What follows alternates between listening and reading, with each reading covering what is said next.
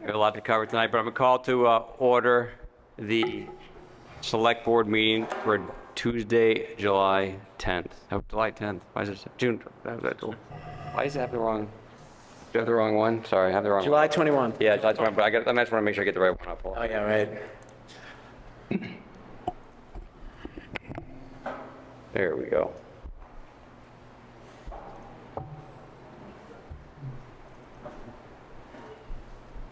All right.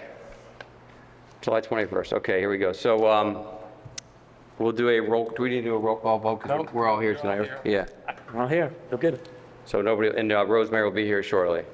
Does CPC have a committee? Have they got to call to order? You want to call the order? Sure. This is Jay Butler, Chair of the CPC. This is the July 21st co-meeting with the Select Board.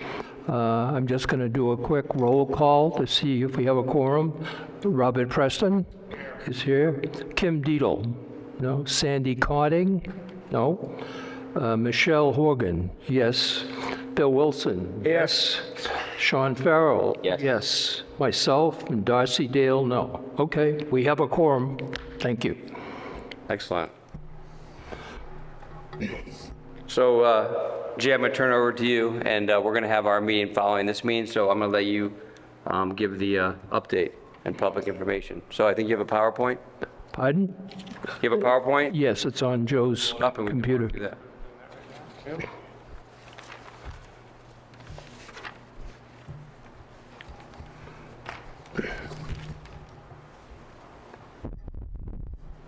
Oops. Looks like it. Hold on. Is it in the packet as well?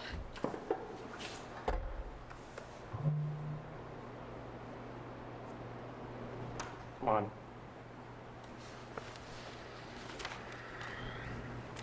that the first? That's the start? Jay, or do you need me to go back one? Yeah, ready. There you go. Nope.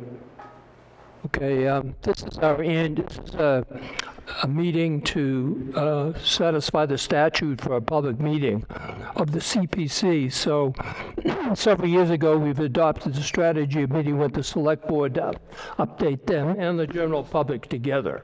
So you'll see some tutorial stuff in here, some historical stuff, some new trends, some look to the future. So a little bit of everything. Next slide. We have 9 members. The coordinator is Cindy Farrell. And as you can see, we have representatives from other committees. The Historic District Commission rep is vacant, but we have a Conservation Commission rep, Planning Board rep, a Housing Authority rep, and a Select Board rep. The little history, the Community Preservation Act in the state became law in 2000. Hamilton adopted in 2005. As of today, 201 of the 351 communities in Mass, or 57%, participate.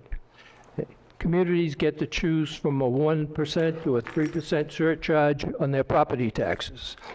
The CPA Trust Fund, managed by the Mass Department of Revenue, sets and distributes the state match to what we collect in November of each year.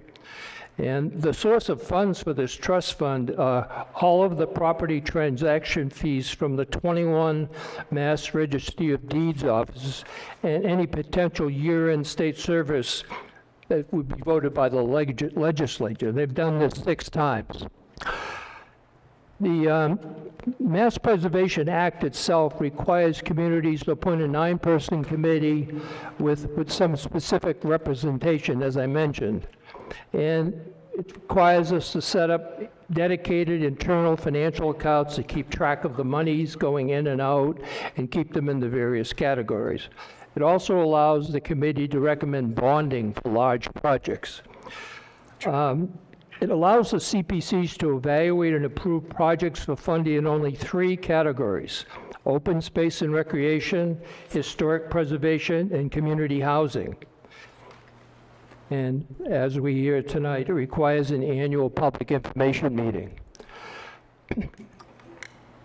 In November 2024, this past year, Our 2% surcharge revenue is about $582,000.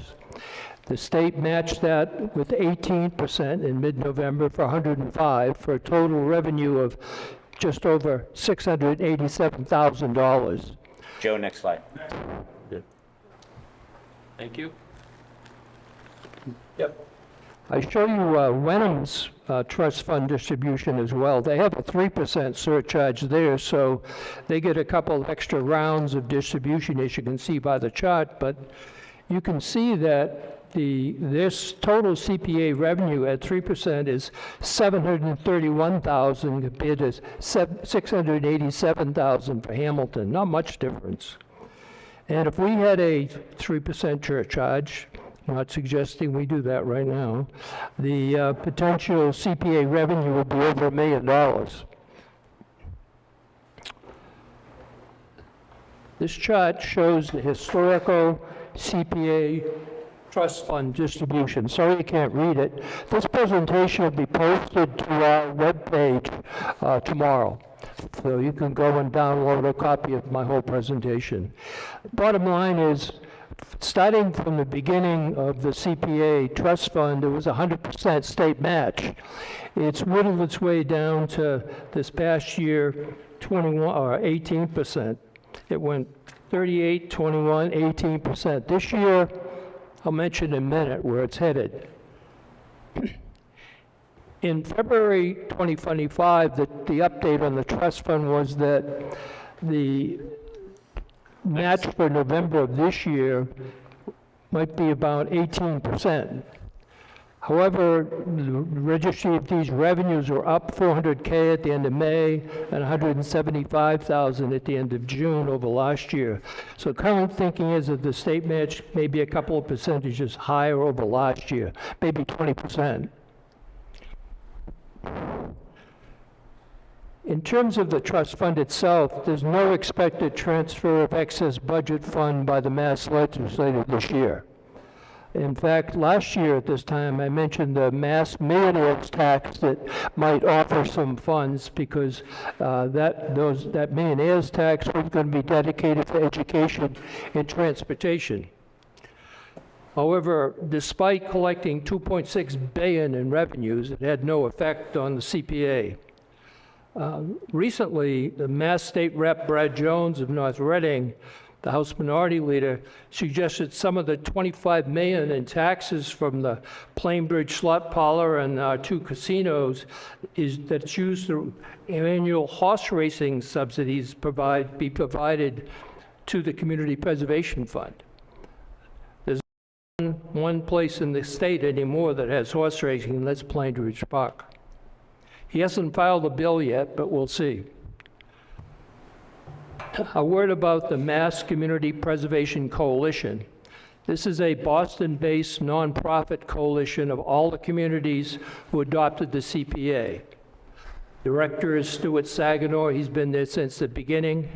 It was formed in 1990 to help the passage of the CPA, and the communities pay annual dues. Our dues are $2,875 a year. We also are required to submit reports on all grants because they keep data on all CPA adoptions, all approved grants, and information on all CPCs statewide that's pretty easy to access. They also help communities with understanding, adoption, and information of the CPA, and they advocate at the state level. They provide opinions to us and many others on the eligibility of grants as necessary. The status of Essex County communities. There's quite a few that have not adopted the CPA. You can see the list there. And then there's a range from 1% to 3%. We're in the middle there at 2% in Hamilton, and Wenham you can see is 3%. So there's a range. Not much movement here. Swampscott adopted last year at 1.5%. Danvers tried to move on it last year, but it didn't happen, so they still do not participate.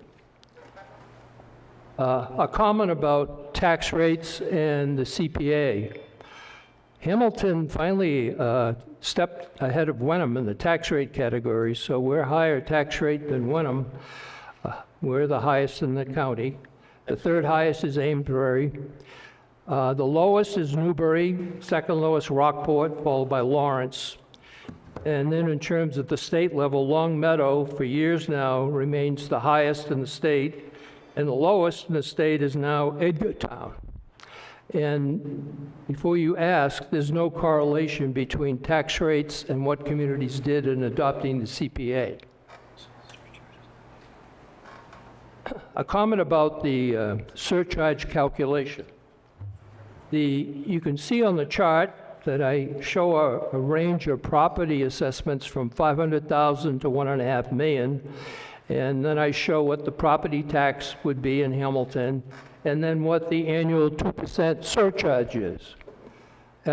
Just looking at the $1 million property pays over $15,000 a year in taxes, and they pay $282 a year for the CPA surcharge. And it's divided up with the 4 tax bills you receive during the year as a line right under the taxes itself. I show you the calculation of how you get there. A comment about exemptions. Not everybody has to pay the 2% surcharge. First, the first 100K of property valuation is exempt for everyone. And then for taxpayers over 65 who get a $100,000 elderly exemption from the state, they get a full boat exemption. And Hamilton has exemptions for seniors 60 plus and low income non-senior families. I'll show you what that is in a minute. This slide shows property owned by non-senior, one-person household, 90,000, four-person household, 128,000. If you fall under this, you don't have to pay any CPA. And then you can see the property owned by seniors has similar levels. And you apply to the assessor's office for the exemption. A word about the application process to get a grant. There are 2 applications. First is eligibility, and 5 members of the 9 on the CPC need to approve. During this phase, we're vetting the applicant, we're determining its eligibility, and for many times we're seeking opinions from Town Council, KP Law, or the Community Preservation Coalition. They're both professed experts in the field of CPA. After we approve eligibility, we go to a funding application. Again, we need 5 members to approve. We view the cost estimates, look at identification of additional funding sources, and if necessary, make a recommendation on bonding if needed. The town meeting vote is a simple majority for approval unless there's a bond involved, and it's 2/3. The grants approved by the CPC and their committee are automatically placed on the warrant for town meeting. There is subsequent reviews after our vote by both the Select Board and the FinCom in some detail, and they make their recommendations at town meeting. The next slide is a quick reference guide to what's eligible.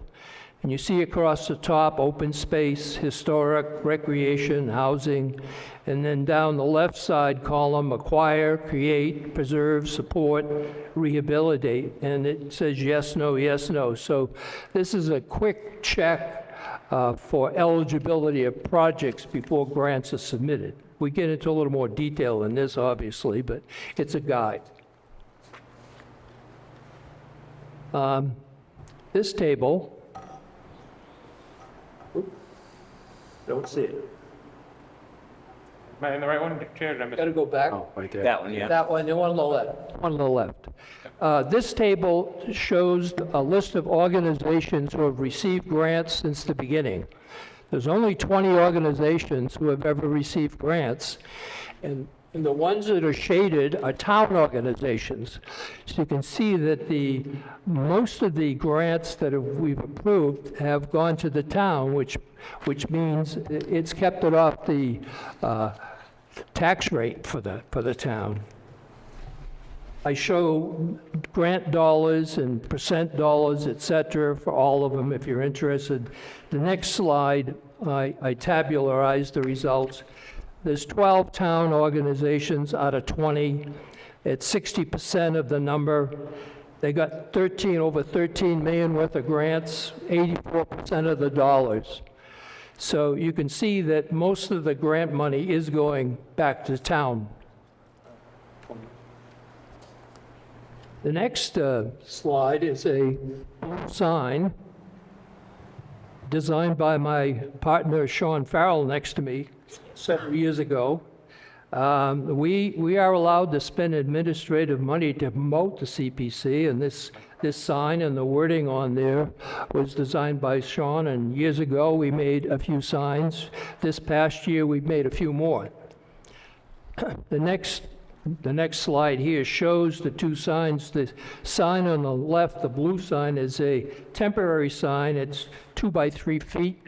You can see there's one in front of the public safety building for the Model T building. There's one in front of Town Hall. There's one at the entrance to the Hamilton Wenham High School, Middle School athletic fields.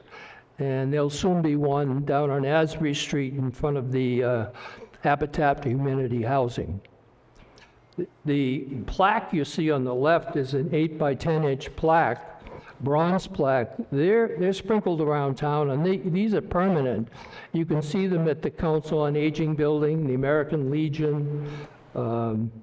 There should be one at the First Congregational Church. Community House, yep. Next slide is the historical distribution of grants since the beginning. Again, on the first column is open space and recreation, historic preservation, community housing. Those are the three categories. And you can see the open space and rec and historic preservation have got a decent amount of grants. Community housing, only 16. The open space and rec, 33% of the grants, 51% for historic. And in terms of dollars, so over $5 million for open space and rec, and $7.8 million for historic. Community housing comes in at $2.2 million. So, a look back this past year, we only approved one grant this past year at the 2024 STM, and that was yet another grant for the town hall renovation worth $1.5 million. Currently open grants, these are grants that have been approved by town meeting, and the projects are still ongoing, and the money is still being withdrawn. The first one, the town hall, it's $6 million, but I should point out that it's a total of 4 different grants, $3 million, $1 million, $500,000, and $1.5 million, total $6 million. The middle school athletic facilities, $800,000. The Asbury Commons, which is just to be started, $500K. The antique fire truck building, which now has its foundation in place, $150,000. And the housing protection plan update. We have some bonds outstanding. We did take out a bond for the Sagamore Hill, or the John Day Donovan Recreation Area. The premium this year is $102,000. It matures in 2032. It was originally approved in 2015. The other bonds we have are for Town Hall. There's 2 of them. The first one is a $4 million bond, which is a $340,650 bond repayment in FY26. And the second one is a $1.5 million one for $158,500. A comment about Town Hall, there's been 7 CPA grants for the project approved since its inception, which total $6,475,000.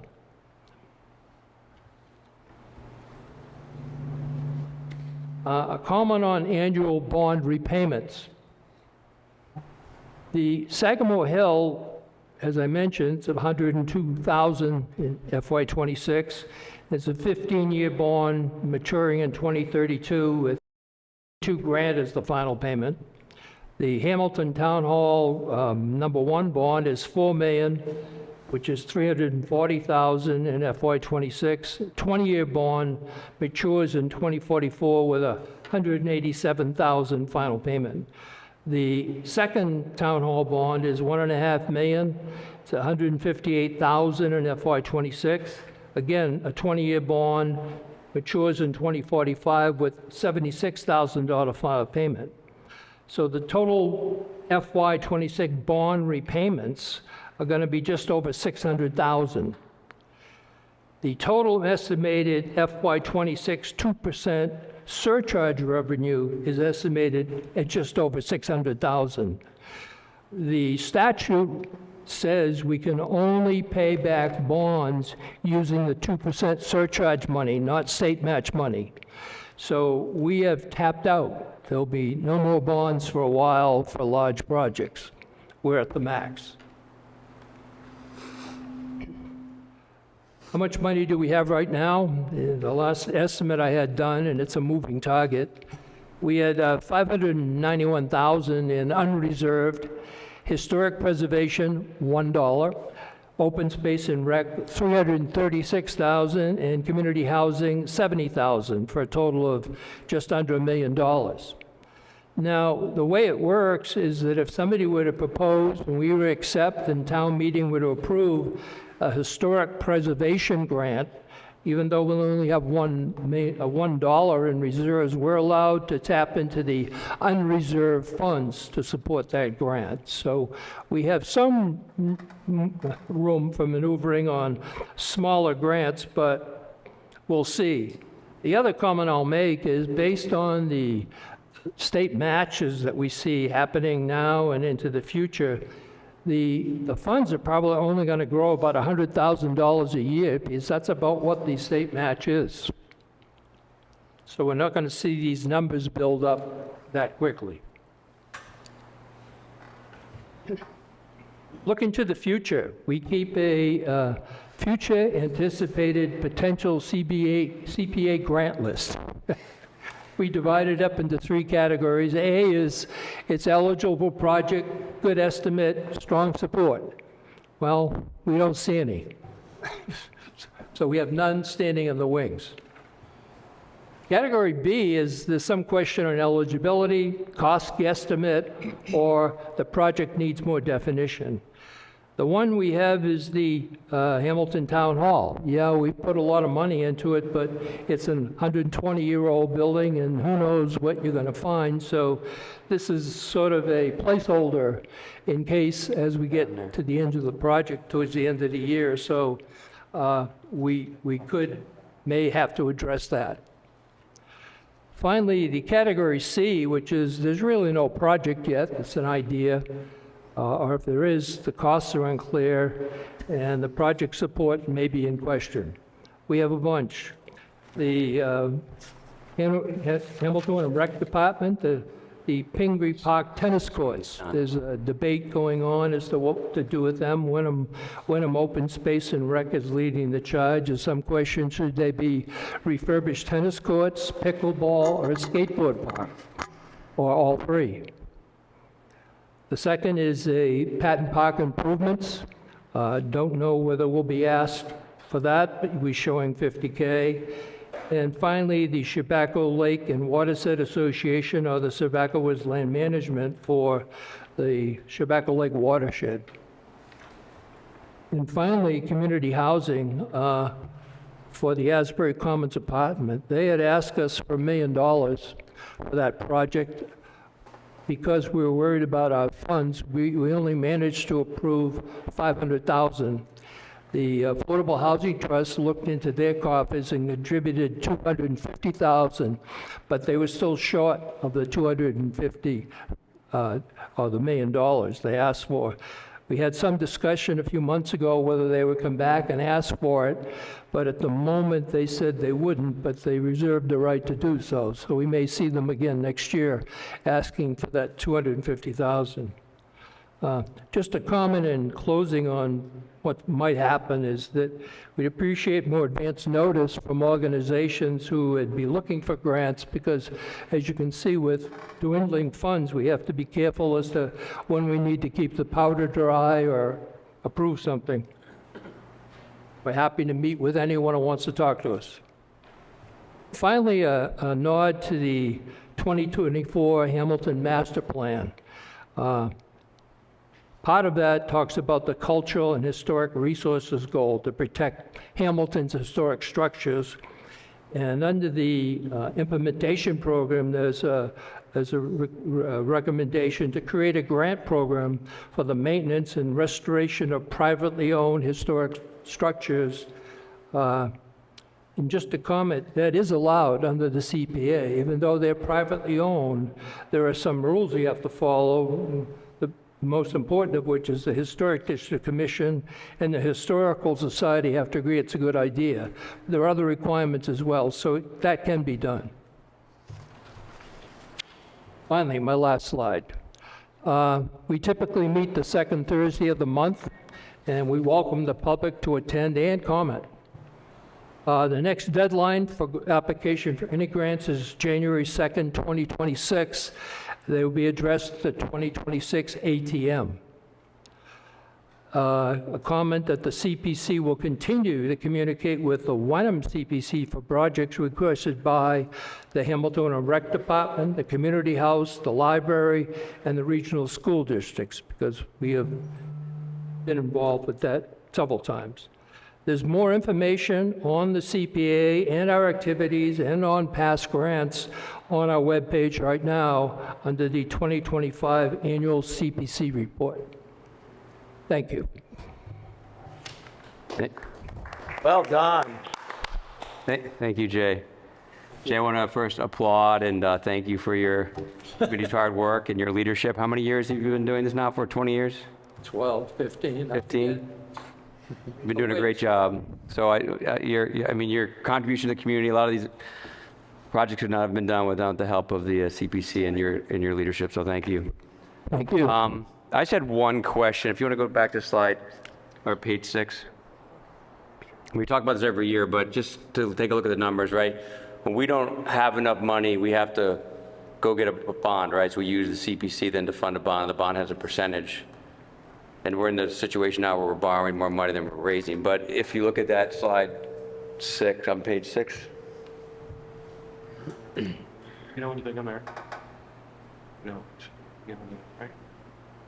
Okay, on page 7, okay, page 6. It's the Wenham,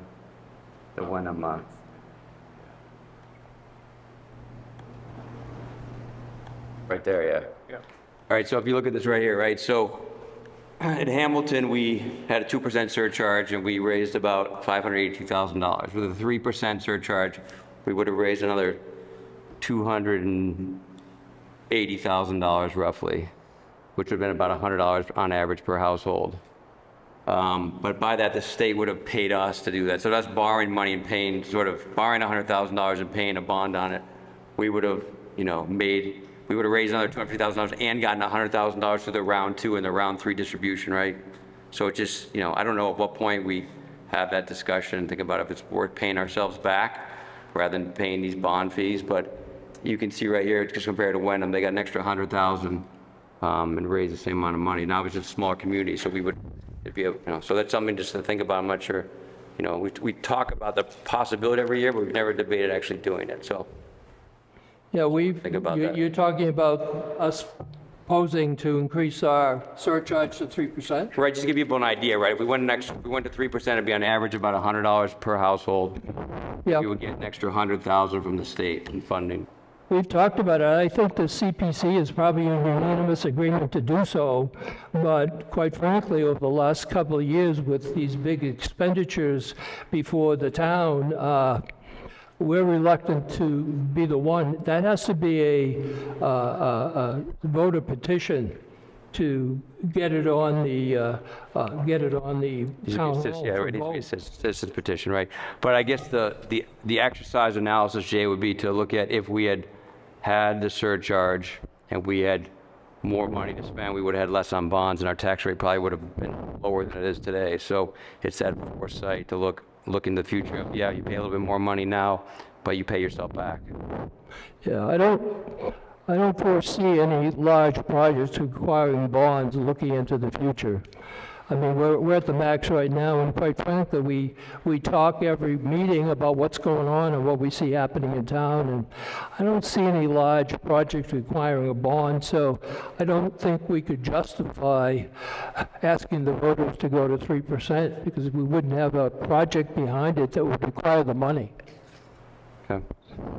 We'd seriously talked about it when we were looking at town hall and school and stuff like that, and possibly raising it, but just, it didn't seem good timing. Plus, as Jay said, it had to be a citizen's petition since the whole thing was started as a citizen's petition.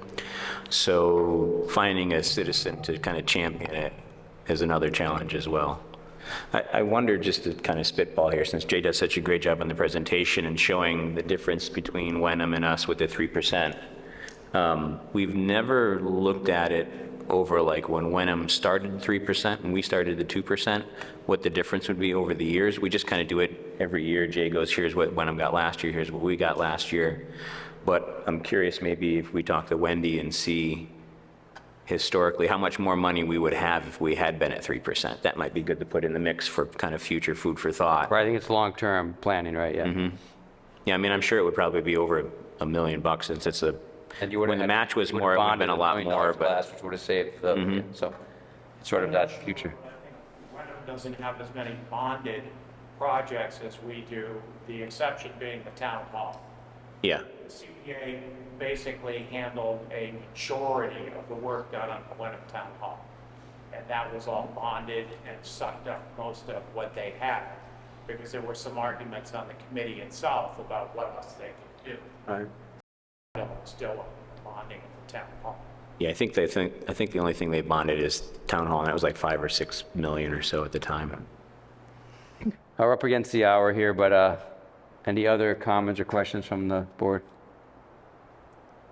And I'll just say the exemption, right? We have lots of exemptions which should be used, but they're not automatic. You have to apply for them. So please make sure if you meet the requirements of exemption to go into the assessor's office and fill out the paperwork.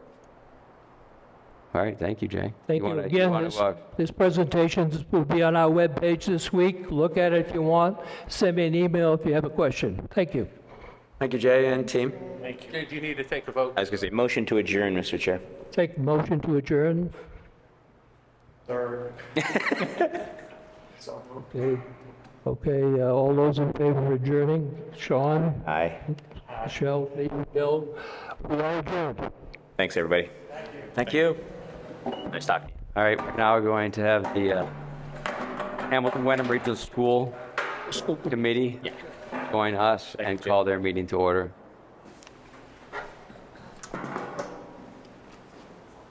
It's going to just take us one quick sec to get up here. It's going to be cozy. I think we're down one chair here.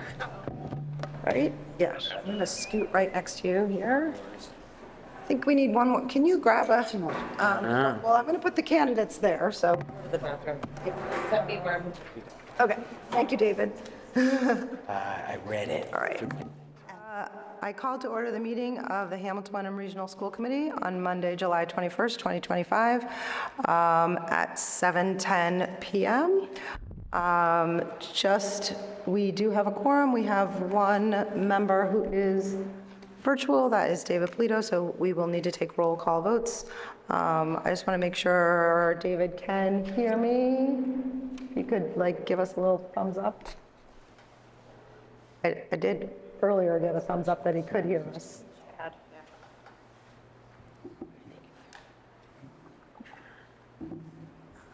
Hold on. Oh, I think we're good. Can you hear him? I can hear him on my Okay, laptop. good. Can you hear him? David, say something? No, it's only. All right, we can hear you faintly. If he wants to speak and we need to hear him, we'll work Right. on the volume, but I think we can. Yeah, I will let you know if he speaks. I will keep an eye and an ear out for him. Yeah, we'll get a microphone in there. Thanks, Dave. Okay, first up on our agenda, we have a vote on the extension of the Winthrop and Cutler lease.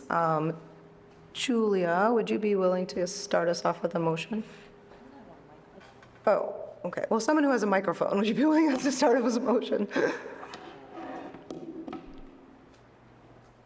I move that the Hamilton Wenham Regional School Committee vote to sign the Cutler and Winthrop school leases As presented. as presented. And I heard a second by Jen. My understanding is that the select board has already signed this lease, is that correct? Yes. Yep, so it's just our job to approve and then sign that this evening if approved. Does anyone have any questions? Only what's the, They should be with you because they were with Eric. Our board's already signed them, so they. only what's the length of the extension? Sorry. So if you open up on if you look at your document, there are two documents or two extensions. So the first is, I just want to make sure I'm telling you the first one. The first is for the Winthrop School, and it's up to 10 years. And then the second, the site of the Winthrop School. And the second is up to 50 years, and it gives a specific date up to June 30th, 2075. 2075, okay. Okay? Thank you. Anybody else have any questions? David Polito, do you have any questions? Oh, he's good. All right, He's Look- good. all right, looks like we're ready to vote. I'm going to start with you, Jen? Yes. Julia? Yes. Amy? Yes. David? Yes. Dana's a yes. David Polito? Yes. I heard that. That was a yes, and that is unanimous of the 6 members present, and the motion passes. Okay. Ooh, I don't know if that's me. I'm getting a lot of feedback. And school committee members, if you can just stay afterwards, because we do need everyone to sign. Okay. Next up, I would like to invite the 3 candidates who have presented themselves to this meeting. We are here to appoint a new member of the Hamilton Wenham Regional School Committee. We have 3 candidates, and I ask you all to have a seat here. It's a little cozy, but you see we're all cozy up here, so it's kind of the way the night is going. Good evening. I just want to go through the format, just so we're Absolutely, I'm going to. clear on the format, right? Because it's, appreciate you all volunteering, and whoever does not win tonight, hopefully you'll run again at the next election, because we like our volunteers in this community. But the format tonight, because it's a public meeting, and because only things get done with a motion, we can't actually have a ballot and vote, right? We have to have a motion made and vote on that motion. So when there's more than 2 candidates, what we're going to do is have all 3 of you present. We're going to ask questions of you, and which we all are prepared for. You're going to answer questions after you guys get a chance to present. We're going to do a straw poll of everyone on this school board and select board and decide our top 2 candidates. Once we have our top 2 candidates, now I'll ask for a motion to recommend one of those candidates. The first candidate that gets 6 votes will be the successful. Because there's 11, so you need 6 votes. Correct. And we're all 11 are here tonight. I was trying to count whether everyone was all here. Everyone's here tonight, right? So We're all here. you need 6 ayes on the motion to win the seat, okay? Does anyone have questions on the board on that process? Okay. So we'll do a verbal straw poll, which Joe will keep track of. We'll come up with top 2 candidates, and then we'll make ask for a motion for one of those 2 candidates, and we'll vote on that motion. If the first motion only has 5 votes, then we'll make a motion on the second candidate until we get 6. Okay, thank you. Yeah, thank you for that.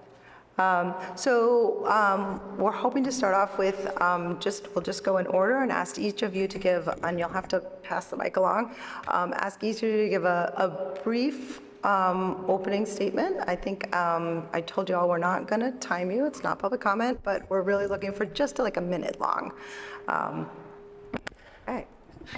Hi, my name is Robert McManus. I've been a resident of Hamilton since 2021. I was born and raised on the North Shore. I have actively participated in town annual meetings and special town meetings and several select board meetings. I have attended the Citizens Police Academy in Hamilton, which is just a comprehensive overview of the police department. I have 40 years experience in a Fortune 500 company, mostly in configuration management, and I work on multiple projects, and I have to bounce back and forth between the different projects and different professionals, program managers, different engineers, contracts professionals, quality engineering, safety engineering, et cetera. And we need to work with challenging schedules and tight budgets seem to be the reality, but I do my best to prioritize tasks so that they're all completed on time, and we're always looking to increase efficiency in what we do. I'm also familiar with analyzing problems and to get to the root cause of a problem so that can prevent it from happening again in the future. And I embrace the Hamilton Wenham Portrait of a Learner that's on the website. I won't rattle that all off, but I think that's very important. And I guess I've probably said enough. Thank you. Thank you.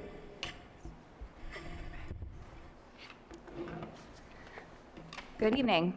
My name is Megan Benson, and I want to thank you for the opportunity to speak with you tonight as I demonstrate my interest on serving in the Hamilton Wenham Regional School District School Committee. I'm a Hamilton resident, a full-time working professional at Moderna, and most importantly, a parent of 2 very young children who will be entering our public school system in the coming years. Like many families in our district, I care deeply about the quality, equity, and sustainability of our schools, not only for my own children, but for all students in our community. Following the annual town meeting in April, I became actively involved in Building Bright Futures in Hamilton Wenham, a grassroots organization focused on supporting the new school building project and funding school funding initiatives. From April through the special town meeting in June, I volunteered countless hours of my time in outreach, volunteer mobilization, and education efforts because I believed it was important for residents to have access to clear, fact-based information about the future of our schools. In the weeks following the June special town meeting, I made the personal decision to step back from my involvement with Building Bright Futures. I did so very thoughtfully as I began to seriously consider putting my name forward for this open seat on the school committee. I have not been engaged with the group since then. While I very much respect and value the work they're doing, I also understand the importance of approaching this appointment with neutrality and to focus on broader governance responsibilities. My effort with Building Bright Futures was transformational for me. I was able to meet and work closely with members of the community with diverse backgrounds, experiences, and perspectives who all had one thing in common: a shared passion to work toward the betterment of our community. Throughout my involvement, I talked to so many families and members of the community and learned more about their experiences, and it is these conversations that I believe provide me with a unique perspective of what our future learners will need. This shared sense of purpose inspired me to get more involved and consider pursuing this vacant seat. I can confidently say that if I had not gotten involved in Building Bright Futures, I would not be sitting before you tonight.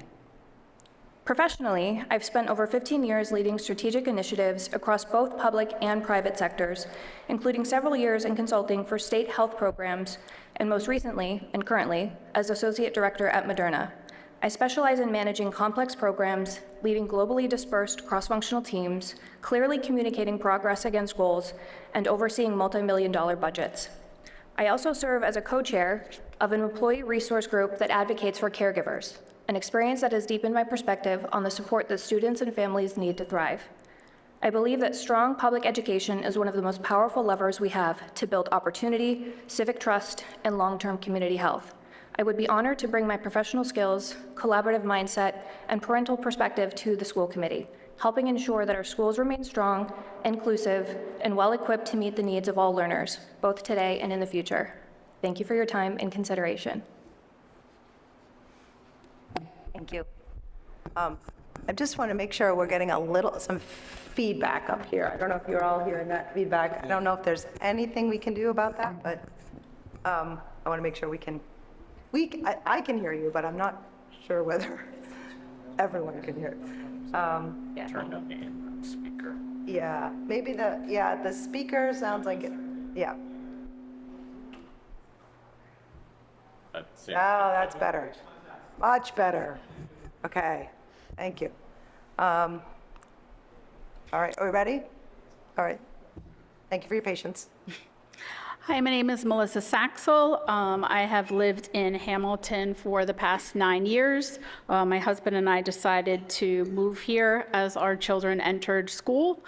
School here in Hamilton has been a priority for me since we arrived. I have always been a committed community volunteer, both professionally as a national chair for volunteer work at a few companies that I've been involved with, and in my earliest days as a class president in high school, I've always wanted to be part of what goes on. So, once we joined the community here at Hamilton Wenham School District, I immediately joined the Friends of Winthrop, started to watch or attend school committee meetings.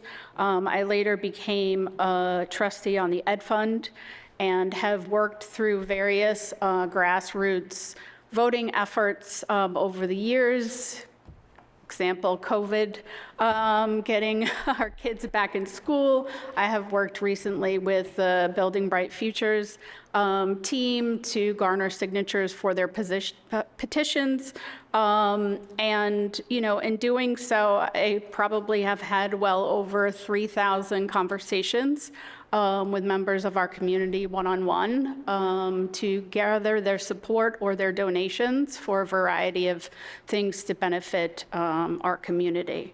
I've raised my hand as a potential candidate for this role because in my organizations throughout the community, I have seen that everybody, likes to have a loud voice, but not necessarily put their hands in to do the work. So, I just wanted to make sure that you had enough candidates before you to make the right decision for the future of our schools. Professionally, I've worked in financial services for the past 20-something years. It is a heavily regulated industry that is rapidly changing, from either the minute in the markets or, quarterly, depending on what rules, regulations, or other things have evolved in the political climate. But at the heart of what I've always done is the benefit of the customer and their best interests. And I view this position on the school committee very similar. The corporation being our citizens and the town, making sure that it is running in a financial capacity that makes sense for everybody, and then in the best interests of our students. So I appreciate your consideration. Thank you. Thank you. So next, what we're going to do is we have some questions to ask. We'll mix up the order. I hope you all help me to make sure we're mixing it up properly, to make sure that different people get an opportunity to answer first and second and last. Again, we are looking for fairly brief answers. I just realized that some of the select board, I don't know, I did print out, I know those of you, but I don't know if you got those of you that don't have a question, do you want a blank copy? Sure, You all have great. those. Okay, so I think we're going to start off with David. Oops.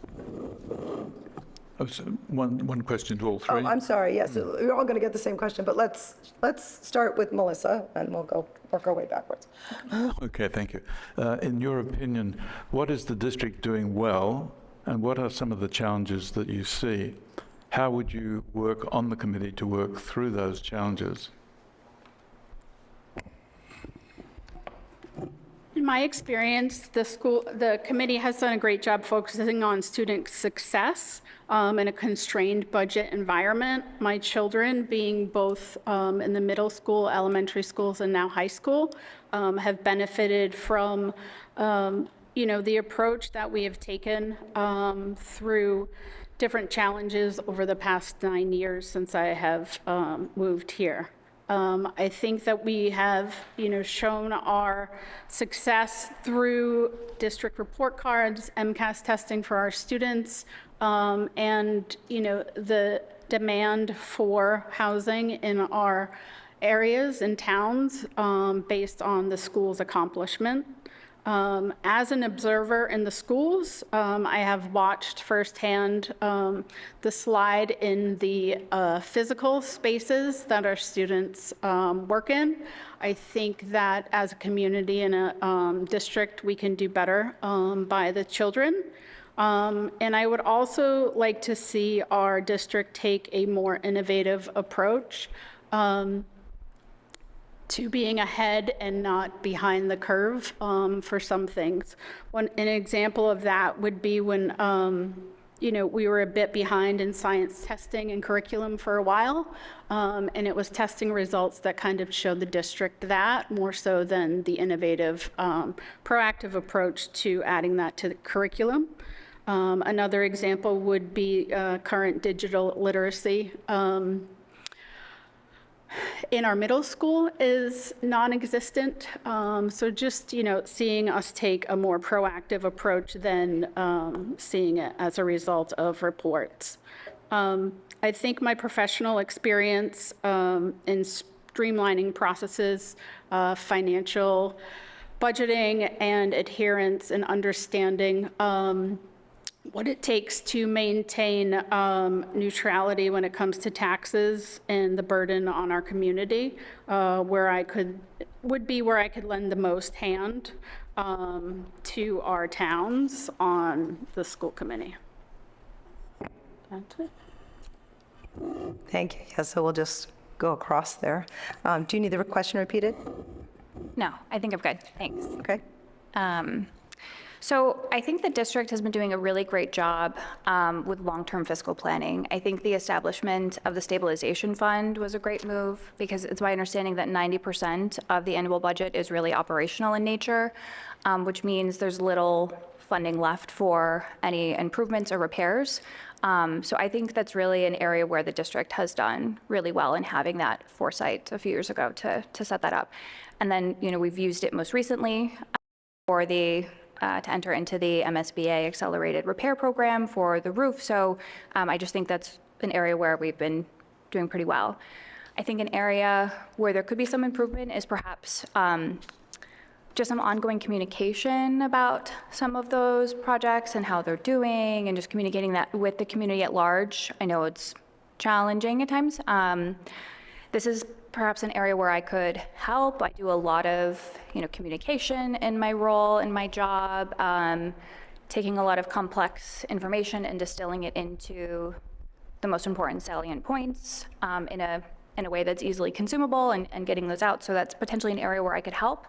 I also think there may be an opportunity to partner with our town's select boards and perhaps leverage some of their resources to distribute information and communicate. So I think those are the areas of where I see opportunity for improvement. Thank you. Thank you. Would you like the question repeated? I'm good, thank you. Okay. I believe that the district is doing well based on the ratings of the various schools in the district. And also at the district level itself. I think one key thing that is that needs to get improved, that folks are working towards, is trying to get the new school approved or the funding for the new school. From what I've heard at town meeting, that the two elementary schools are just not meeting the needs of today's students and the teachers. And I'm not positive if this is true, but that I've heard that some kids may be learning out in the hallway, something to that nature, so that there could be capacity issues. But, you know, the aging schools definitely need to be addressed, either a new consolidated school, or we may have to shift our focus at some point to just renovating those schools. So I think that's about all my comments on that. Thank you. Thank you. I think Julia has a second question. Where are we going? Are we going to do maybe middle? Oh, yes, let's start with Megan, and we'll, yeah. So what do you see as the role of the school committee? And what are your areas of interest on the committee? And what strengths will you bring to the committee? And it's okay to repeat. Okay, so I'm going to make sure I'm speaking into the mic. So my understanding is the school committee is responsible for setting policy and goals, right, approving and setting the budget for the year, hiring and evaluating the superintendent. I know we do the ratings in the last few school committee meetings, adoption of professional development plans, and collective bargaining with teachers. I will say of those, the area that I'm probably most interested in is some of the budgeting effort, and I understand that there was also a vacancy on that subcommittee as well, so I would be interested in helping step in there.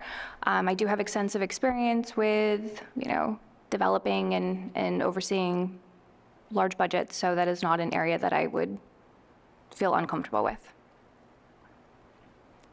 Thank you. Bob? Thank you.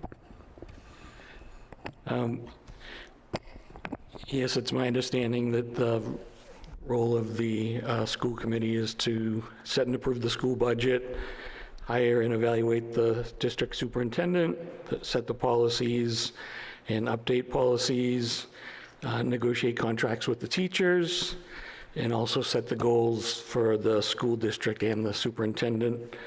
And my interest on the school committee would be focusing on setting and updating policies. And I deal with a lot of policies in my job, and it's very rigid what the policies are. And so I'm accustomed to live and die by the policies that are in place, and I like the policies to be clear and concise, because all too often I find that policies that I deal with are up to interpretation, and then that leads to bad things, because one person feels that you're not in compliance with a policy, and another person may feel that you are in compliance. Thank you. All right, Melissa?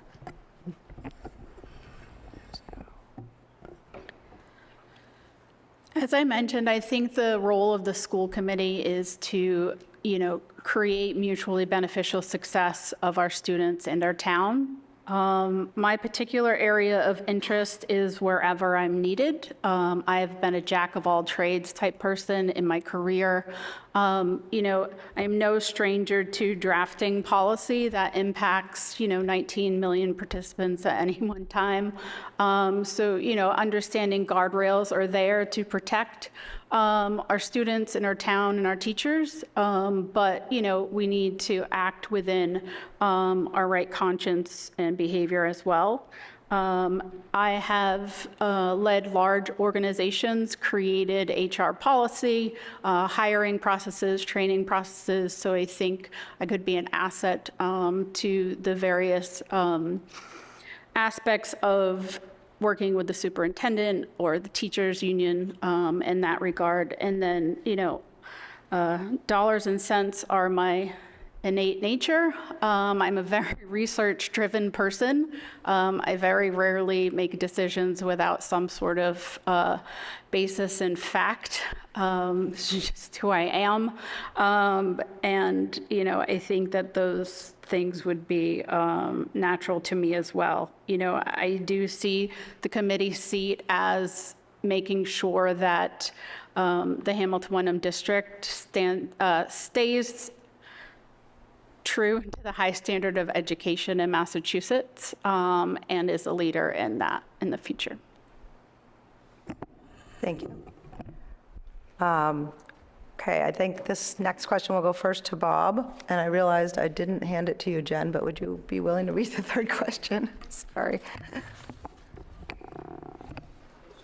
Yeah, third one. In April, the interim appointee will have the option to run for election to continue on the committee. Do you intend to run? Yes, I definitely plan to run in April. Thank you. Yes, I plan to run in April. I do not plan to run in April. You know, a decision like that would be based in some approvals from my employer, some coordination with my family. But I do believe that I could be a great interim candidate as things flush out for other candidates of the future. Thank you. All right, so we've done everyone, just seeing who's next. So I think Melissa is up to start, and I think it's to the select board. Yes. If appointed, you would be starting during budget season. How would you get up to speed on the governmental budgeting process? I've taken some measures already to look at the resources that DESE, the MMA, and the MASC have available on their website. Again, very research focused. I wanted to know about that before raising my hand for a role like this.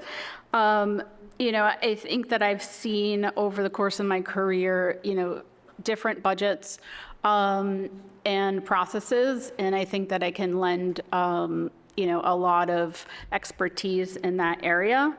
I have avidly followed the budgeting process since moving to town.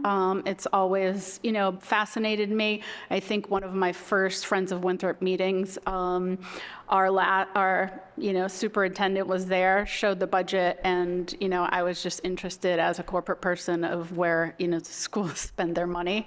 I've been very excited to see a lot of the changes over the past 9 years to that process, and us choosing to spend money in a more wise manner than some years in the far past. So that's what I would do.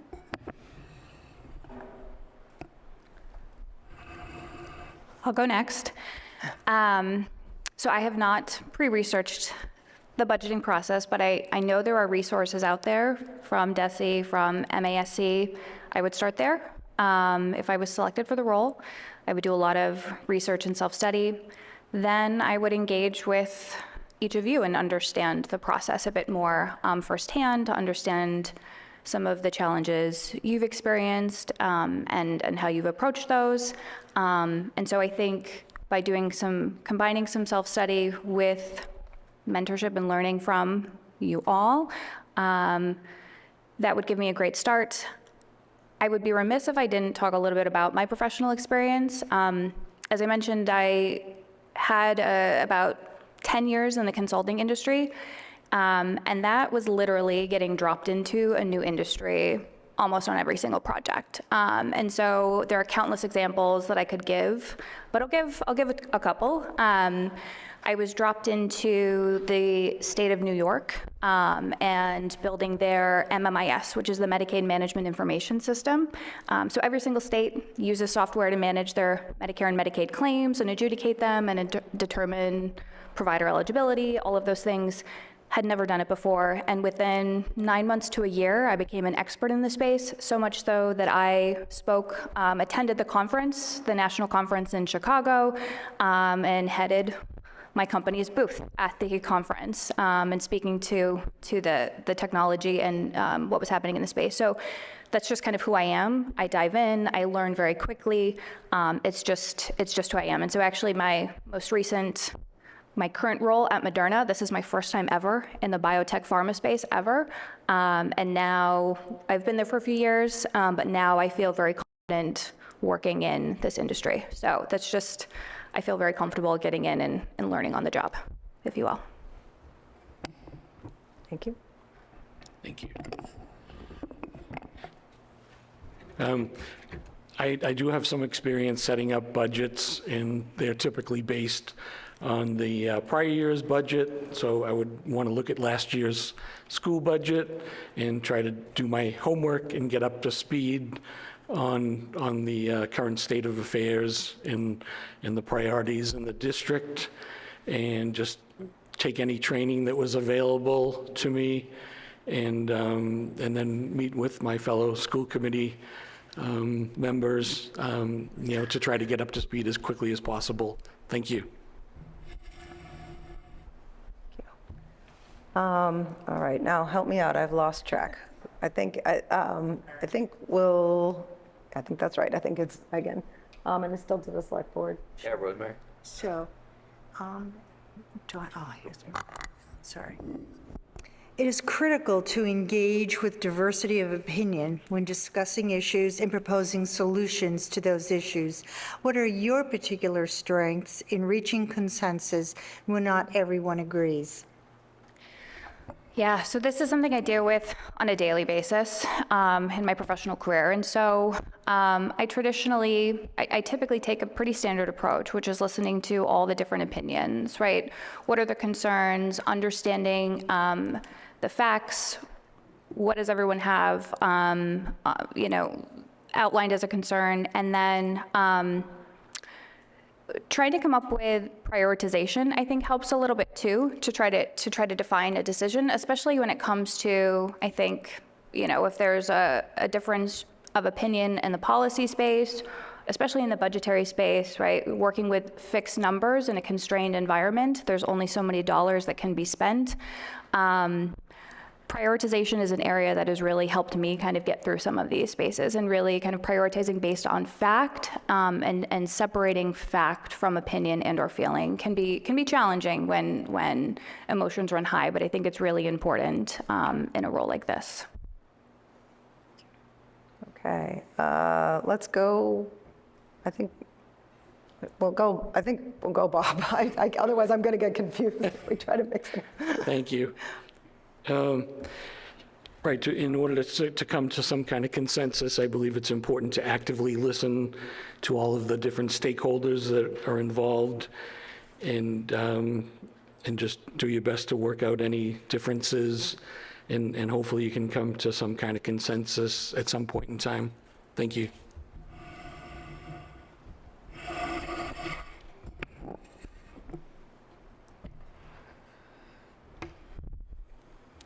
I like to partner with everybody that I'm working with on any platform to hear their voice. I am very adept at keeping my mind open to interpretation, because I feel like that's the only way that change can happen. So, for me, listening, not just to the fellow committee members or select board members, but to the community as a whole. That includes teachers and students and children. To get as much of a diverse opinion as possible is really what I like to do. That being said, I am a fact-based person. So if facts are there and presented numerically in writing, in law, in policy, I am somebody who's going to hold to those guardrails where needed and defend that policy where possible. I would say that I am a lively, spirited debater in general. So. Thank you. I think this is our final question, is to Amy. Short one.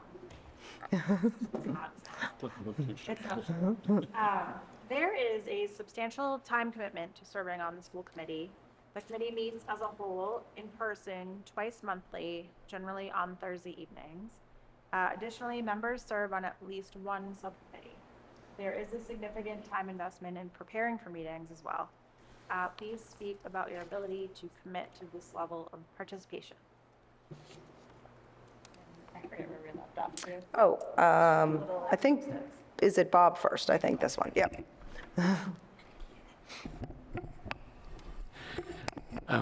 I believe that I would have the time available just through good time management skills to devote whatever time was necessary to the school committee and the subcommittee meetings. Thank you. So, this is not a decision I have entered lightly to be here tonight. So first of all, I spoke to my employer to make sure that any potential time commitment, like I said, I work full time, so there are no areas of concern there. But most importantly, this was taken as a family decision, truly. Like I said, I have 2 small children who go to bed at 7 o'clock. My husband was home putting them to bed tonight. We had a lot of conversations about this potential role and the time it would take. You know, it's not just my time, but it's my time away from my kids. Bedtime is, right now, it's still a special time. It hasn't gotten too challenging yet.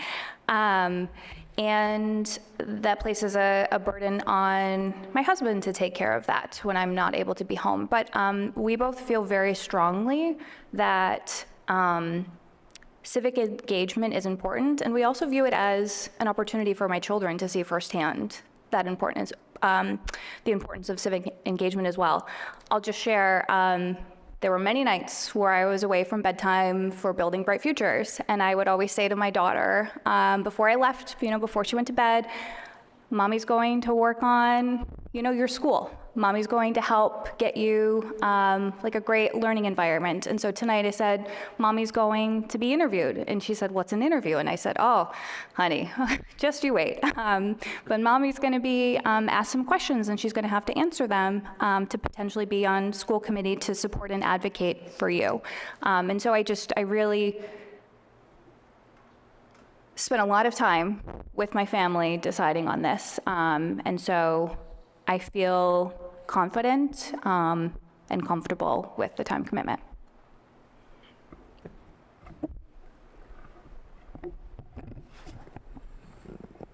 I'm not quite sure how we will rearrange our schedule to meet the demands of this, but I will say that I have, as my son moves on from Winthrop to the middle school, no longer being involved with Friends of Winthrop organization should free up at least, you know, the third quarter of every year. We're not running the holiday boutique anymore. But, you know, I think I, like any working parent or community parent, will figure out how to make it work. I love caffeine and I'm a night owl, so I've been able to stay up for the meetings to watch them, so I think attending would be no issue, but it'll be a puzzle piece. Thank you. Okay. No, it's Yeah, well, to you, Bill. You know, great discussion. Appreciate your answers and your thoughtful presentation and preparation for this. So with that, we have 11 of us. We're going to start down here, and I'll give everybody like a minute kind of to think about, look at their notes, and then Joe's going to just go down to a straw poll of your top 2, and then he'll tell us who the top 2 go-getters are, and then I'll ask someone to make a motion for one of the 2, and then we will vote on a motion until one person gets at least 6 votes. We didn't give them a chance to ask us questions. Okay. That is true. That is true. Thank you for that. Okay, sorry. You're all right. Thank you for that. Thank you for that, yes. So go, you can proceed then. I'll let you lead that. Okay. Yeah, so finally, do any of you have any questions for us? I do. So I'm interested to hear hear what the school committee plans to do to communicate and get the community ready for the September 15th ballot election. So it's a great question, and this is going to be a little bit of a learning experience about what being on a committee is like. So it's difficult for us to answer that question because we have not debated it as a committee. Okay, we can provide accurate information like that, that the school committee has voted to move forward with the ballot on the September 15th, and that the extension has been granted, but we can't, because we haven't discussed, I'm trying to think if there's anything we have discussed in public that we could. We could also maybe say Eric is planning several public forums. Yes, go ahead, let's talk right into the mic and say that. Yeah, I mean, anything that's public record, we can say, we plan on keeping the website updated, and I know that Eric is planning several more public forums on the matter. Thank you. And I think we can answer that individually if we know. Not in this room, or could I talk? So like I'm going to just say that. So and it's a great question, and it really is like you're watching us. You've watched lots of our meetings, I'm sure all of you have, and to see that sometimes it's a struggle because open meeting law is really important. That like individuals can absolutely express their opinion, and we as a committee haven't created a public strategy, right, for our next steps. But it was a good question, and I think we'll leave it at that unless the select board has anything. I don't know that was directed at the select board, but it could be. I have nothing to add. Amy, you have office hours. I did, office hours. Okay, because not for the summer, but Right. occasionally committee members have office hours. Yeah, and that's right. That is another venue where people can, to your question, that both Amy and I, this past spring when things were really busy, we both held office hours. I know that some of the select board members have maybe done that too. I did not ever have anyone come. Amy? No? You? Yeah, people come. Excellent. All right. We'll need to figure out what made you so popular.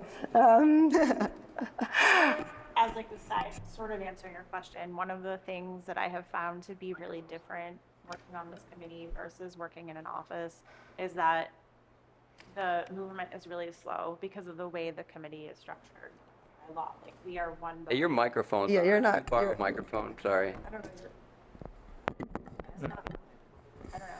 Can you hear me now? Can you hear me now?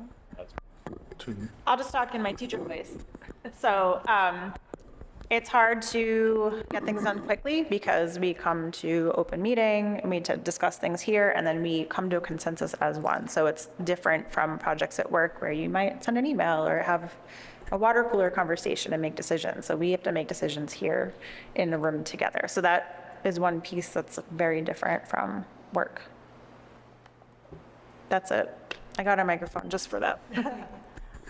Excellent. Okay, to you, Bill, I think. All right, so to reset, yes, thank you for coming in. And like I always say, there are over a dozen positions available in town and other committees. So please, if you do not successful tonight, please, we'll take your name because you're all very qualified candidates and very passionate. So thank you. All right, so we'll start down here. Wait, can I just ask, can we make sure David Polito can hear us and he knows what's... David, are you aware of what we're doing here?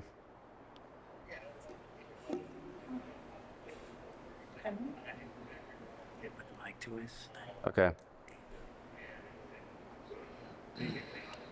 Okay, so we'll go last for you, but we're going to look for your top two candidates.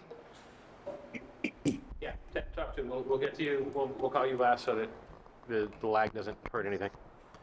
Everybody ready? From the select board, Bill Olson. Bill Olson. My top two will be Megan and Melissa. Bill Wilson. Yeah, I think you all bring great skill sets and experience to the table, but I think my top two are Megan and Melissa. Rosemary Kennedy. I think my top two are Megan and Melissa. Ben Galuza? I just want to thank you all for coming in. It takes a lot of courage to come up here in front of this. It's all formal, but we're all just regular people too, so I really appreciate you coming in and putting yourselves out there. My top two are Megan and Melissa. Tom Myers? Yeah, I reiterate Ben's comments. It takes a lot of courage to come up here and put yourself out there. And it was a tough decision for me. I took a lot of notes and a lot of qualified candidates. You guys definitely are all qualified for this position, but I chose Megan and Melissa as well. On school committee, Julia?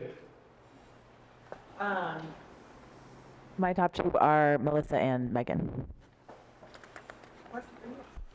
Amy? Yeah, just to reiterate as well, I so appreciate you all coming and sending those letters. And this is really hard to do. It's super hard to pick. You all are really great candidates. But my top two are Melissa and Megan. David Frankel? Yeah, no, I echo the thanks for all of you applying, taking the time. But my top two are Megan and Melissa. Jennifer Carr? As somebody who's been in your seat and actually didn't get picked the first time, congratulations for being up here. It takes guts. But my first two candidates are Megan and Melissa. Dana Alara? Melissa and Megan. And David Polito?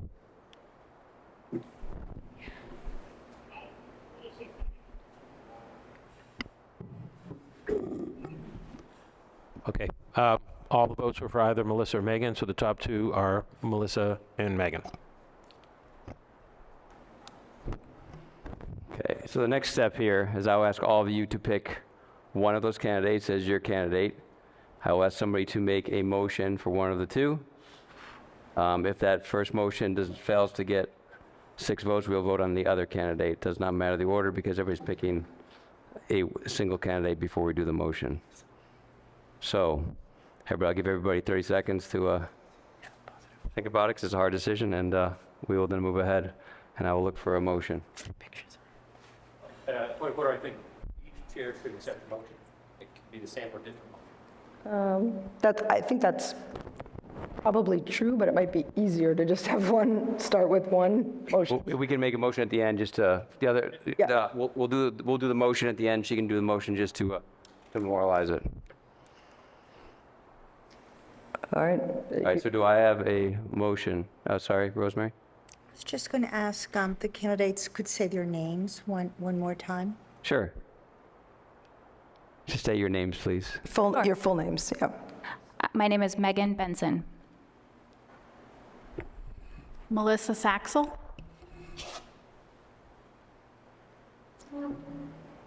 Okay. Do I have a motion? Are we looking for somebody, who's jumping up to give a motion? Okay.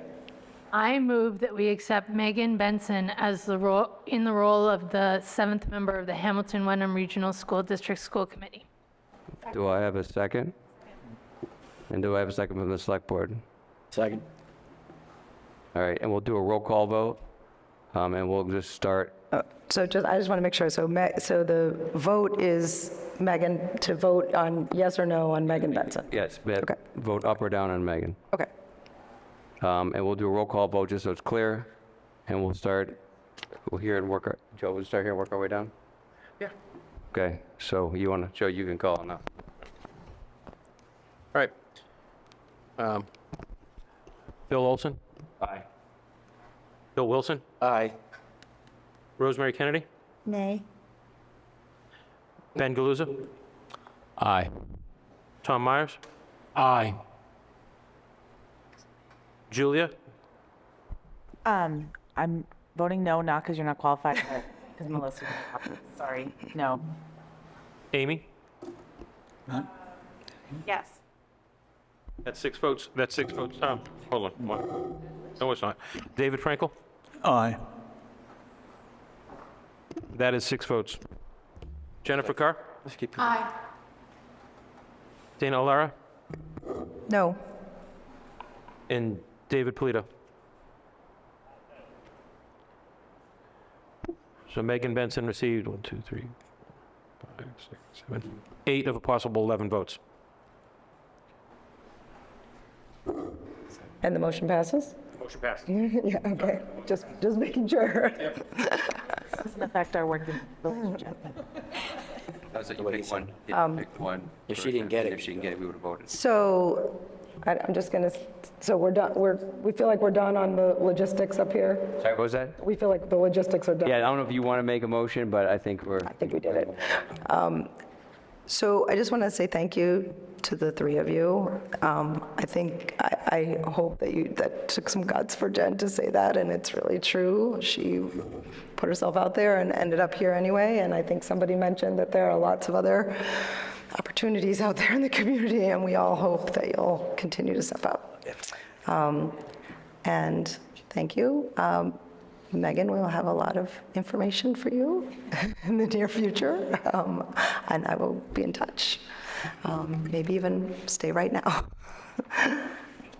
Thank you. All right, so, Oh, and we need to, thank you, and then we have to adjourn. Thank you so much. did you will, motion to We adjourn? need to adjourn, and then the school committee needs to stay and sign something for me, okay? Do I have a motion to adjourn? Yeah, I'd like to move a motion to adjourn. Second. Second by Julia Campbell. Jen? Yes. Julia? Yes. Amy? Yes. David? Yes. Yes. David Polito? She did. Yes, aye for him. All right, and we are adjourned. Thank you very much. Yes, on all of that. I will give a few minutes here to clear out. That's what I said earlier. God, Matt, you're out of order. HamiltonMad.gov. How many times do you want to say that when he was on the board? I didn't know. All right, so we're going to go in here. On our agenda, I can't. we have board and committee openings. So as I said, lots of places to volunteer. Affordable Housing Trust has 2 openings. Conservation Commission has 2 openings. Community Preservation Committee has 1 opening for a member of the Historic District Commission. Council on Aging has 1 associate opening, which is a non-voting member. The Historic District Commission has 2 openings for 3-year terms and 2 openings for 2-year terms. Human Rights Commission has 2 at-large openings, and Hamilton Wenham Cultural Council has 3 openings, so over a dozen opportunities to be involved. We're going to do public comment now. We're going to do a maximum of 20 minutes, and each speaker will be allowed up to 3 minutes. So, Joe, what microphone is open for public comment? So please come here, identify yourself, your address, and we will let you speak for 3 minutes. Go ahead. Trustee Board. Tosh Blake, Sagamore Street. My comment is regarding a discussion agenda item about public comment policy, and I just have a few remarks about that. My advice would be to keep the current format and have sort of like as I'm doing now, just an open-ended comment if there is anything for not on the agenda, and then leave room at the end of every agenda item for public comment. I understand there was a bit of a kind of controversy in a May meeting where it got a little raucous, and partially that was due to the crowd. It was a heated issue, I think, but partially that was due to the chair of the select board, where there was a kind of switch pulled where on the agenda it said we could make comments non-related to agenda items at the beginning of the meeting, but then at the last minute, when it came time to the agenda item, Mr. Olson said questions are allowed only, changing it, basically limiting the content of what could be said, which from one citizen, he filed a complaint, said that was an open meeting law violation or relating to freedom of speech. And then, so since then, the select board, from what I understand, has kind of shut down those comments at the end of agenda items for comment only at the beginning of a meeting on any topic. I would say the motives for that maybe are not great. I think the motives for some select board members, including Mr. Galuza, Mr. Myers, and Mr. Olson, have commented they were unhappy with the content of the speech. Mr. Olson specifically said it got contentious, and he wanted to limit that contentious kind of speech. According to the Town Council, though, you cannot, once you allow any time for public speech, you cannot step on, and Mr. Myers is a lawyer, he knows it, you cannot step on the content of what's going on unless it's illegal speech or something like that, but you cannot curtail and say, well, questions only, no statements. Mr. Myers, the last meeting this was discussed, and Mr. Olson was not here, kind of in a disingenuous way, in my opinion, tried to conflate time, place, and manner concerns and content concerns, saying, well, to protect ourselves as a board, we should not allow maybe comments after items because we don't want to be involved in policing the content. Well, that's a false choice. You can have time, place, and manner restrictions. I certainly agree that Mr. Olson should be able to run a meeting that is orderly and timely. You cannot have contents go on for a long period of time, and people cannot be shouting this and that and the other thing. But the same thing with comments at the beginning of a meeting. It looks almost to me, in my opinion, like retaliation because this thing came up right after the citizen complaint to change the whole tradition of what we've done here. And a lot of information comes out of meetings during discussion that public comments could help the committee, I mean, the select board itself, come to a better understanding of the issue. So one example is when we had some citizens and a select board member put together a proposal for a land acknowledgement, and the citizen who proposed that, as well as the select board member, were putting forward false information regarding to the actual Indian tribes, and the select board is considering having plaques put around town. And if I wasn't there to say, hey, look, this is wrong information, you might have approved something that was factually incorrect, and I wouldn't have been able to say anything because I would have been this stuff happening during the meeting. Okay, so my time's up. So my advice is, and I'll give Mr. Farrell credit when he was a board member.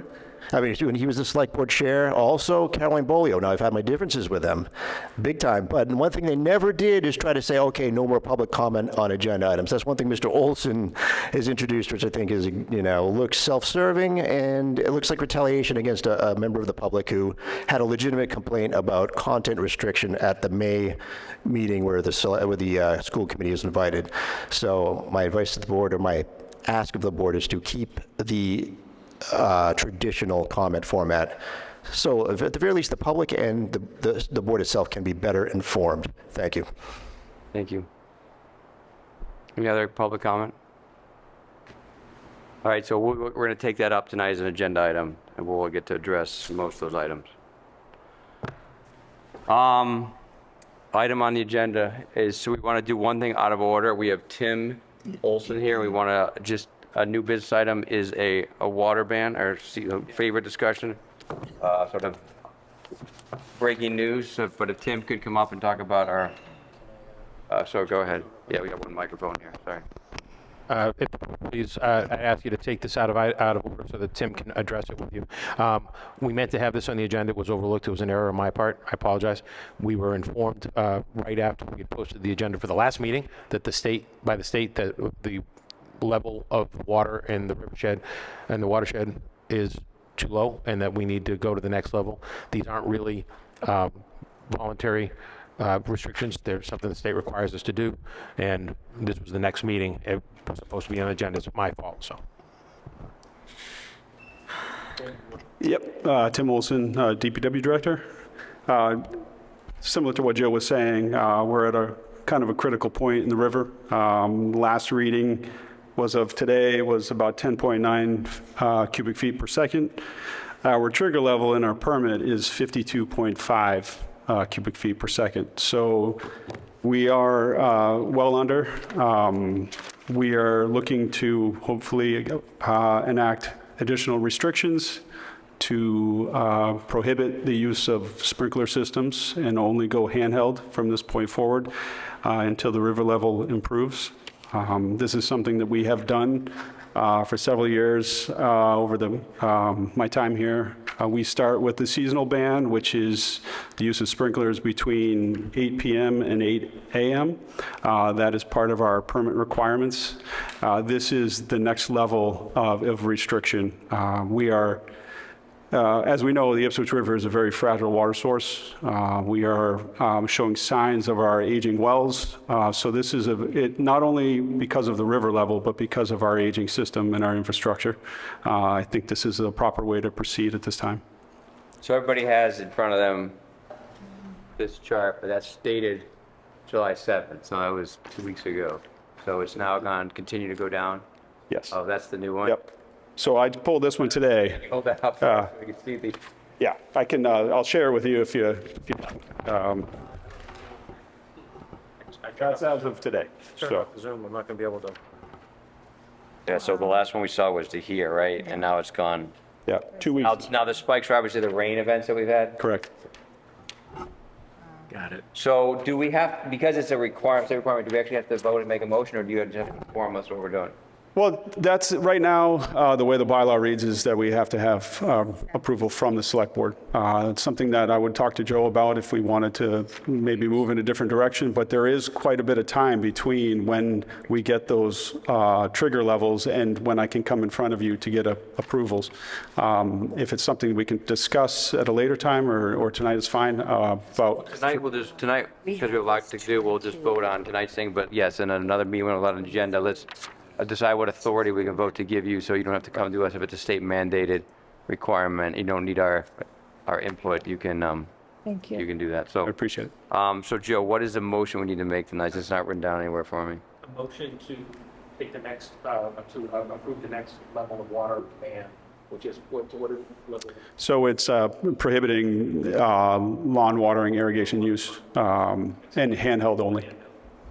So, and that is until we vote again, or until it goes up above 52.5 feet? If it goes up above 52.5 for, they say 3 consecutive days, I like to wait a little bit because we do get some spikes. But that would be when I would, if we get some rain events and substantial rain or some, additional rain here, we could see some improvement, but it is quite low. So we'll see, but I could come before you, and maybe that's when we look to try to correct or approve or revise the bylaw. So I have a motion to... Chair, sorry, just a Go ahead. question, the clarification. Is it for grass only, for lawns? Is that what the restriction is, or is it for gardens, for plants? Agricultural use, I've always, it's an exemption. This is more for if you have, a green, lush lawn. I've worked with owners, I've worked with landscapers that are trying to build new lawns to zone their irrigation system on occasion. So if somebody does choose to use or would like to use it, they would have to contact me, and I'd work with them about trying to reestablish a new lawn. But for those people that have green, lush lawns, that's what this is about, is trying to... So if there's someone who has landscape that is in an establishment period, sort of in that first year, they've just planted, and in particular for grass, for lawns, right? But if they have other landscape shrubs or things like that, are those exempt from this? Soaker hoses, anything like hoses are usually exempt, but if they can zone their irrigation system, a lot of them have different zones. If there's certain zones that need attention, just contact me and we can work on a schedule. Thank you. Just wanted those clarifications for the public. And So do I have a motion to ban automated residential irrigation limited to handheld watering only until our water level rises above 52.5 feet per second for 3 consecutive days? And isn't it from 8 p.m. to 8 a.m.? Isn't it, I'm sorry, did I miss something? There's no time limit, right? It's just 24 hours a day, or this is time? This is complete. This is 24 hours. Oh, okay. For right now, yep. Thank you. I misheard. Yeah. A second. A second. Do I have any further questions or Yeah, discussion? just, can you just go over what the remaining steps are in the event it keeps going down? Are there? So there are a complete ban on water besides agricultural use, gardens and things. We can't, that's exempt for people that have gardens or equestrian properties, things like that, agricultural use. But I'm hoping that this usually helps. This usually works. We do a pretty good push now that if we do start to see sprinklers in use, we'll educate people. Usually send them a letter to remind, it's like a reminder letter, hey, we are in this status. We have not had to really press that because I think just establishing that connection with the residents is the key there. But we do, it's successful. We do start to see some recovery over time and overnight.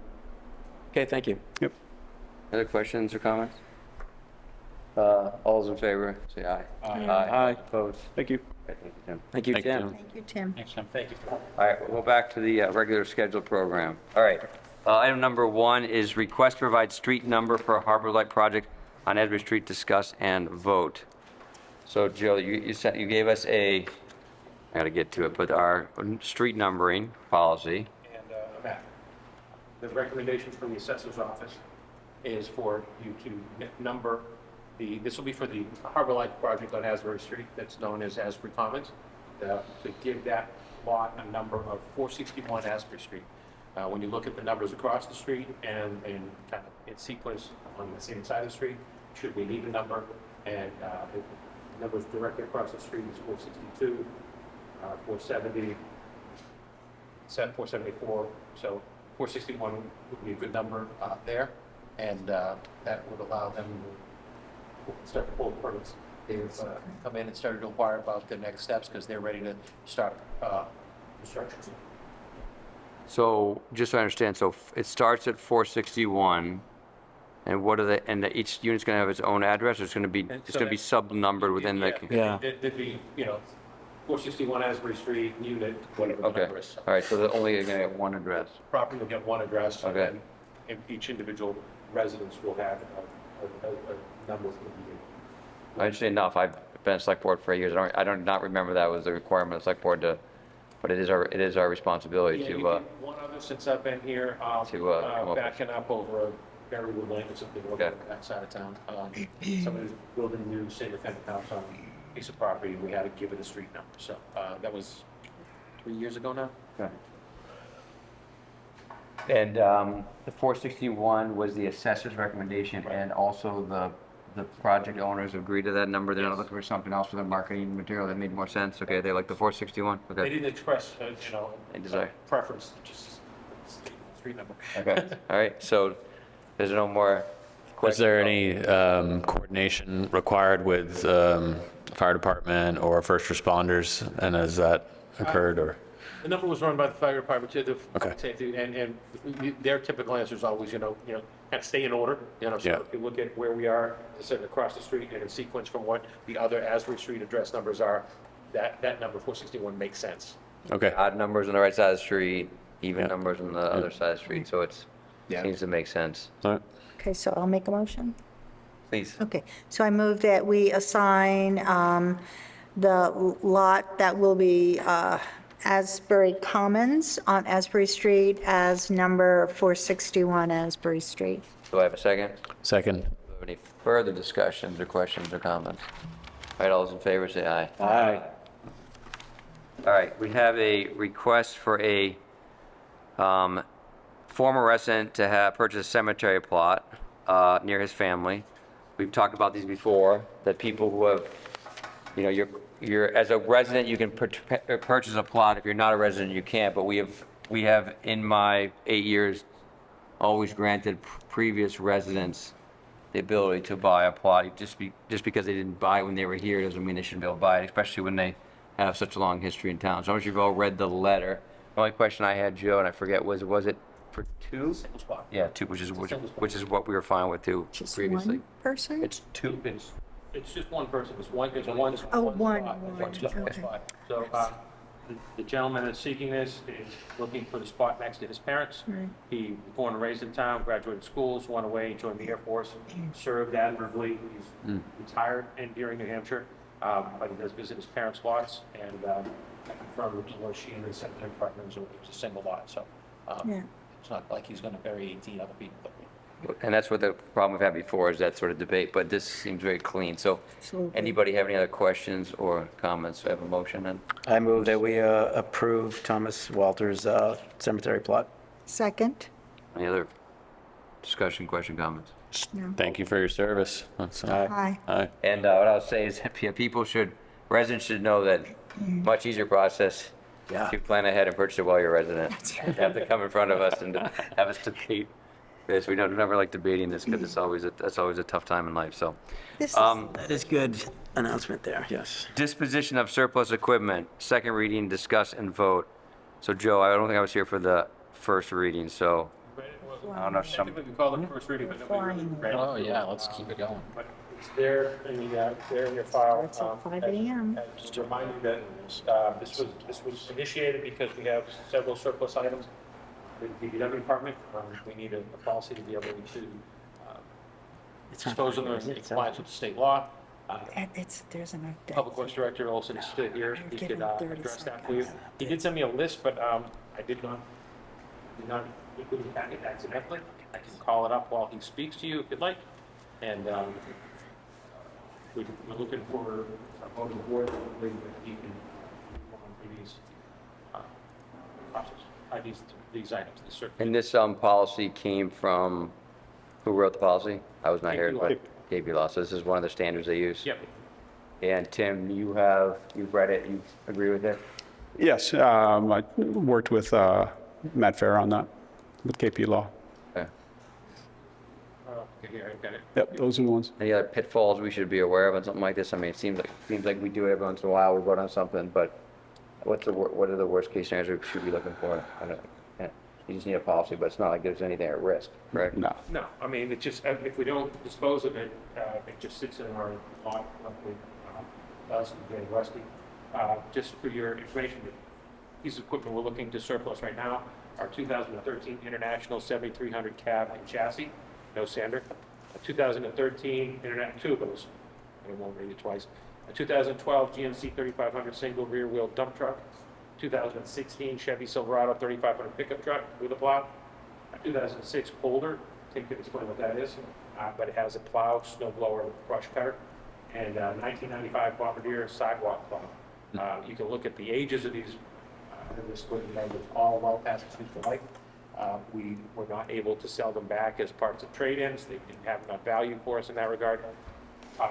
We might be able to dispose of these through the policy where we get something for them. We'd make them available for people who might need parts, et cetera, so you get a little something. But this policy outlines exactly the steps that Tim would have to take to be able to do that. Just, I don't see an actual estimate of if there's a minimum bid, that's not part of this process? Yeah, so the way that the surplus policy reads is chances are I'm going to have to put them on either municipal bid or have like a Gov Deals vendor come in to help us spec them out and then post them on their websites and things like that. So I'm not going to be handling this in-house, which is a time saver. But municipal bid, we can take some pictures, we can post it as is, and just put like a minimum bid on it. To be honest with you, those 6 items are not a lot of money. They're not going to bring in, I think Eddie, my fleet supervisor, estimated maybe around $4,000 or $5,000 for most of for a piece. Bombardier maybe a little less just because it's parts. But they're not high level, high dollar items. So putting them on municipal bid is kind of a one stop that a lot of people, it's like eBay for municipal vehicles. A lot of other municipalities, cities and towns use municipal bid just because of the ease of getting rid of them, of the equipment. And 2 other quick questions. Are they in working order and can people come and look at the equipment? So they'll be able to come in and look at it. I would say maybe 3 out of the 6 are in working order. The other ones are for parts or need to be repaired and would be sold as is. Okay. So right, so this is specific to these 6, but the policy is for hopefully for years. Using I think that's that's what I was wondering. But my question, I have 2 questions. One is, when it says the town, when it says the town, is it Joe, and is it both of you have to agree, or is it, if something's worth $11,000, do you think it's worth $9,000? Like, how do we, I'm just trying to figure out what that means when it says the town decides it's worth less than $10,000. How does that actually happen? They say the policy says the town. Who's the I would say, and Joe, correct me if I'm wrong, but I'll have to be able to sign off. Okay, so you're, Yeah. okay. Be charged with. consulting our, Council advised last time, like if it's close or we're not sure, if it's like 9,000 some change, it was probably then worth putting it out through the bid process. But if it's like, well, we definitely know it's 8,000 or less, then, so it was, they just kind of advised, don't try to go right up against that number and hope for the best. yeah, and the beauty of municipal is we don't need, the beauty of municipal and something like that is we don't need to have like I don't need a public auction. You just put it on that is the auction through municipal. So any of these items, even though they're less than 10, they can just go on there and at least they're being advertised. And they get like a cut of the sale? Is that something they get? So I think there's a small fee, but worth every minute. Right. You don't have to manage this process. Exactly. And my fleet supervisor doesn't have to do that as well. And he'd be somebody that I would consult with Joe about a value of a piece of equipment, to give us an idea of how much maybe we should start the bid at or minimum bid at. So Joe, the only thing I would ask, I don't know if it's a policy or not, but just we get a report, select board gets a report on a quarterly basis of what's being sold, just so we can keep sort of tabs on it. That's all my only comment. It's good. Any restrictions, like for employees to be part of the bidding process, or is it wide open? I'm not saying there should be, I'm just curious. I believe if it hits, that's the other beauty of municipal bid. It's open for everybody. So if a municipality, if an employee wants to get the truck or sander or whatever, they have every right to do that on municipal bid. So it's open for everybody. No, it's an open bid process, so. In response to Bill's request for a report, I think that it would be really easy to make an annual report as part of the initiation of the annual capital planning process. So we can just, these are all vehicles that were purchased through a capital plan years ago. We can update the capital committee and include in the report. These X number of vehicles were included this year, the surplus vehicles. They were estimated values of, and then list the values, and then list what we were able to get for them in the municipal process. And will these funds go into the general fund? Where will they be allocated? Yeah, where's the? I believe it'll all go to the general fund. If real property, when you sell real property, the proceeds from selling real property are required to go into a capital fund. They can't go into the general fund. But I do not believe. Is this the one that was working? Oh, it works. But I do not think vehicles qualify that way. So my 98%, I believe this will go to the general fund. Okay, and then just one other question, in terms of the language of the policy, should we denote the town manager acting through the town of Hamilton? Should we make that policy more person-specific? If you want to do that, you can. I think that the Town Manager Act outlines out what my responsibilities are in terms of signing contracts and conducting the daily business of the town. So if you have a policy that directs me to do this, I'm within powers granted by the Town Manager Act to actually execute the contracts. Okay, and what about stating where the funding will go? Is that going to be It's going to be dictated by municipal finance. It's going to be dictated by my Massachusetts municipal finance law. So, as I said, I'm 98% sure that it will be general funds. There's a 2% chance that I'm wrong, and they're going to tell me I have to put it into a capital fund. But those are the only two places it would go. Okay, and there'll be a report, a yearly report. Okay, thank you. So do we want to vote on this tonight? I'm fine with it. I'm fine with it. Are you good? So do I have a motion to approve I move that we approve the disposition of surplus equipment policy. with the added comment of an annual report? With the added comment of an annual report. Second? All those in favor say aye. Aye. All right. Thank you. Go for it. Tim. Thank you, Tim. All right, we're going to talk about the draft public comment policy for future select board meeting on public comment. So I'm going to start, and I want you, we're not voting tonight. It's just discussion. I think it's good to have as much discussion as we can to build some consensus, because I really want us all to agree. Even if we're not in the same spot right now, I think we can get to the same spot. Because this is for our board. I think any other board in the future can change it based on what they want to do. So policies are good because it sets the framework, it sets the precedent. I would say that the board can set a policy that you expect other boards and committees that Follow, yeah. particularly those that are appointed by you, be more difficult for you to require, for instance, the planning board or the school committee to follow those policies because they're elected bodies.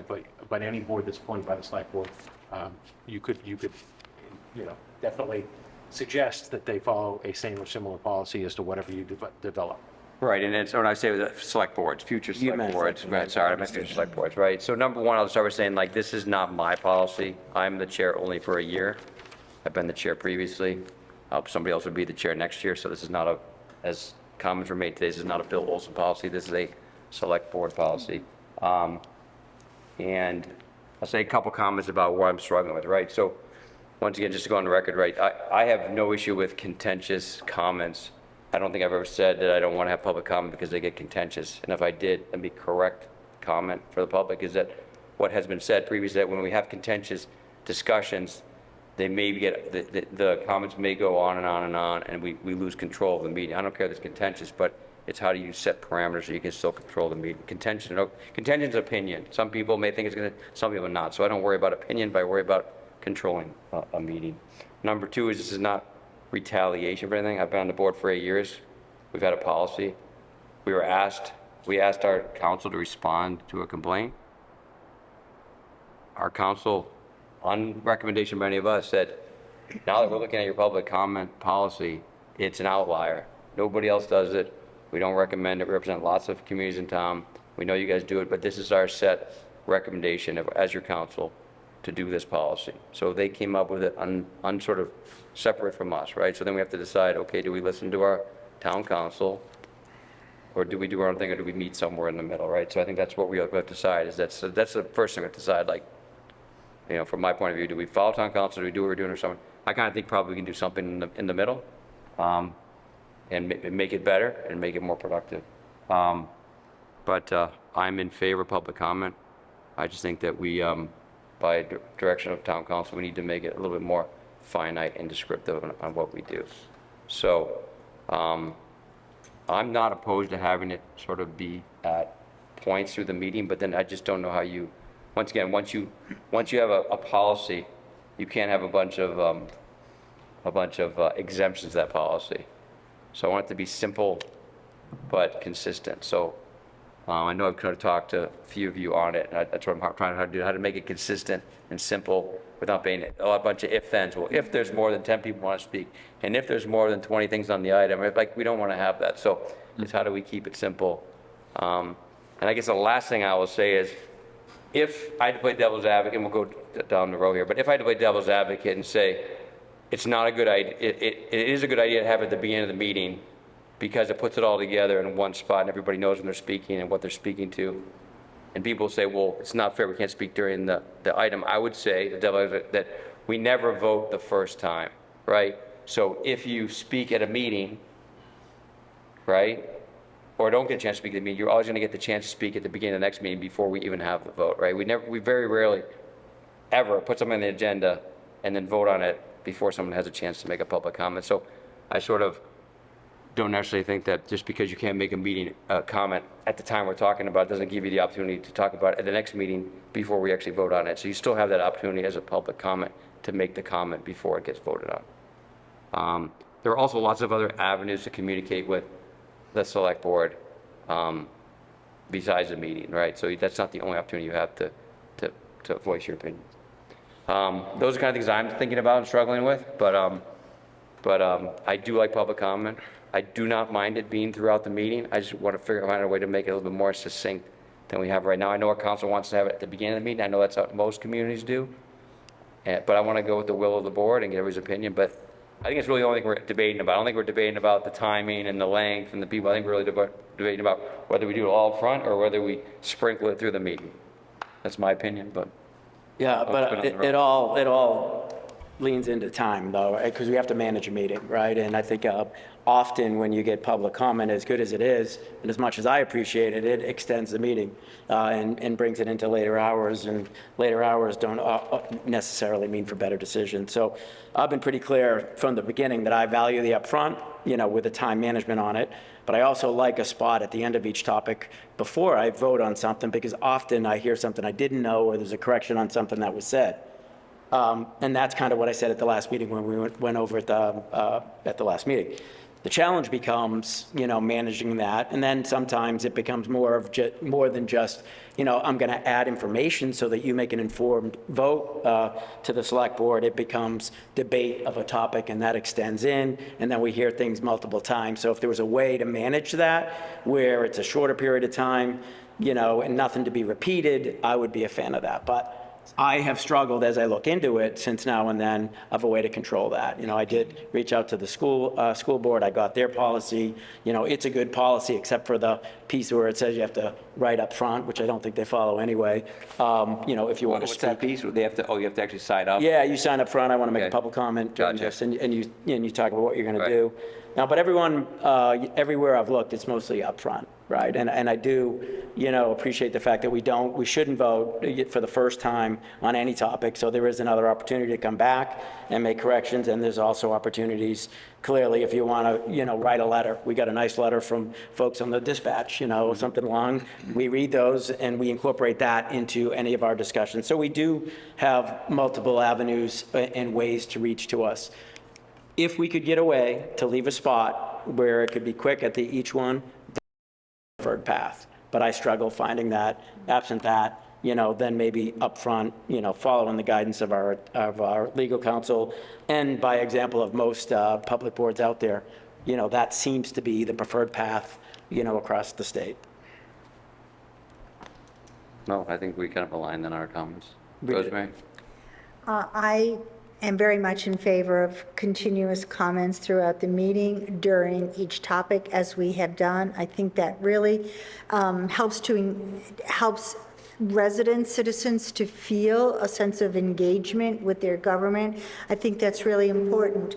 I think one of the things that's important and that adds too much time is truly when there becomes a back and forth on an issue being discussed. I think that there should not be back and forth. I think if it's a new piece of information and a member of the board finds it an interesting and compelling topic, we can pick that up and have a discussion about it amongst ourselves, or notate it that it's something to consider.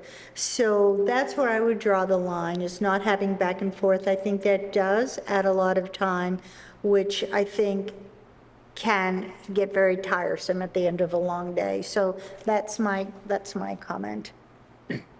Rosemary, can I ask you a question? Yes. What if we, so the comment, right, so the idea is that comment up, and we'll keep going, but I just want to, while you're thinking, comment up front would be any comment or only things that are on the agenda? What are you thinking? Well, okay, I like our system as we have it. People can make general comments up front, and then as each topic is introduced, if somebody has something they feel they want to say, to make that brief comment, but we do not respond. If it's a point that we haven't thought about and we would like to discuss that amongst ourselves, I think that's good. We thank the resident for bringing it to us, but not to have a back and forth. Just the comment, and let the board continue the discussion about it. But I think if we limited it up front and you didn't allow after, it would have to be anything under the purview, on or not on the agenda at that time. And I think that's what the schools do. Right, I think it has to be. I think it has to be up front. It has to be anything on the agenda or off the agenda. And then if we did something after, it'd have to be limited to like 10 minutes. Like you have 5 people and talk for 2 minutes each. no not repeat duplication, yourself. right. Just to get this stuff out. And then so we at least maybe have a 10. But let me, we'll keep going. Tom? Yeah, I spoke a lot to this at the last meeting, so I won't rehash all of it, but I agree with the sentiment of the board that I think public comment is important, and I like how we have engaged in the past couple of years with engaging with the public, but I do find, as we're actually trying to craft this policy with the guidance of town council and like get something that's, enforceable and something that we can adhere to, I find it difficult to put some parameters around it, right? So, I mean, if we're going to think about just having a comment for each topic, I mean, what's the policy going to say? Is it going to say 10 minutes each topic? Is a 10-minute, so we're going to open up a public comment period for each topic, and then all of a sudden we're stretching our meeting hours into the night. I think we're going to run into trouble. I mean, I like Rosemary's idea. I think that's really creative. She's thinking strategically on how we can do this. I just know us as a board, if someone gets up and just says a comment and we know we're not supposed to engage, but we want to say something because maybe they got it wrong, or maybe we want to have a follow-up question, or maybe we're going to engage with them because they sparked a new idea that sparks a new idea for us, and I think there's going to be a back and forth. So I just feel like we'll end up discussing, and not that that's a bad thing, that's good dialogue, but how do we then control that for the next person that wants to get up and we say, you can only say one statement, but we just engaged a full dialogue, right? So I just feel like it's going to be really hard to control. And I spoke to this last meeting, and I think it's a level of risk that we should, have to decide whether to take as a board. Like, there's a gray area that we're operating in, and what is our risk tolerance of like risking another complaint to the Attorney General? Do we want to accept this policy and engage and promote public comment, knowing that we might get a complaint down the road? Maybe we're comfortable with that because it's not a huge penalty, right? Maybe we're not gonna, or maybe we want to strictly adhere to the law and say 20 minutes at the beginning. So that's where I struggle. And I, listening to town council, I think they're saying like, here's the law, 20 minutes, that's the standard. That's the easiest to enforce. So I sort of lean towards that because it's easier to enforce and it's clear, concrete, and, black and white. The gray area makes me a little bit nervous because I feel like we just sort of open up the can of worms, and I feel like it's really hard to control once it's open. Well, we could have a monitor. I mean, it would be, I'm sorry, this is not my time. I'm sorry. We'll debate. Let's let Ben go and then we'll talk. Sorry. So Rosemary, write that note down. We'll go back to you after. Given that we're having our deliberations, I'm more than okay having some back and forth here amongst the board as well, so. Whoops. I'll just use your mics so they don't start feeding off each other. I've given this a lot of thought as well, and I appreciate everything the rest of the board. I don't need to rehash all of it. I think each one of you have raised interesting and important points. I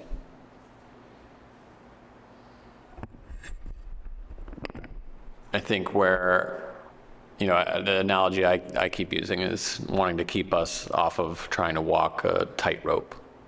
It's like, the language that Tom uses, like kind of like managing risk, right? I think when we get into these more complex issues, and especially when we've been having deliberations, we've gone back and done our homework, gathered as much data or as many facts as we can, then we bring it back in front of the community again to deliberate after we've been able to collect the data. If we're having additional back and forth, like that's where I think, it tends to become the most challenging. So I think whatever policies we land on, very much I want to make sure that we're not getting in the back and forth. I think that was like really astute, Rosemary, of like, if it does head in that direction, that's something we have to have those guardrails very clearly written into any policy. I'm not saying that that's what I would write. I think if it were me to write the policy where I'm at right now on, open to feedback and kind of like really, to your point, Bill, of like building consensus about what the whole board wants. I think that's important. So I'm very open to that.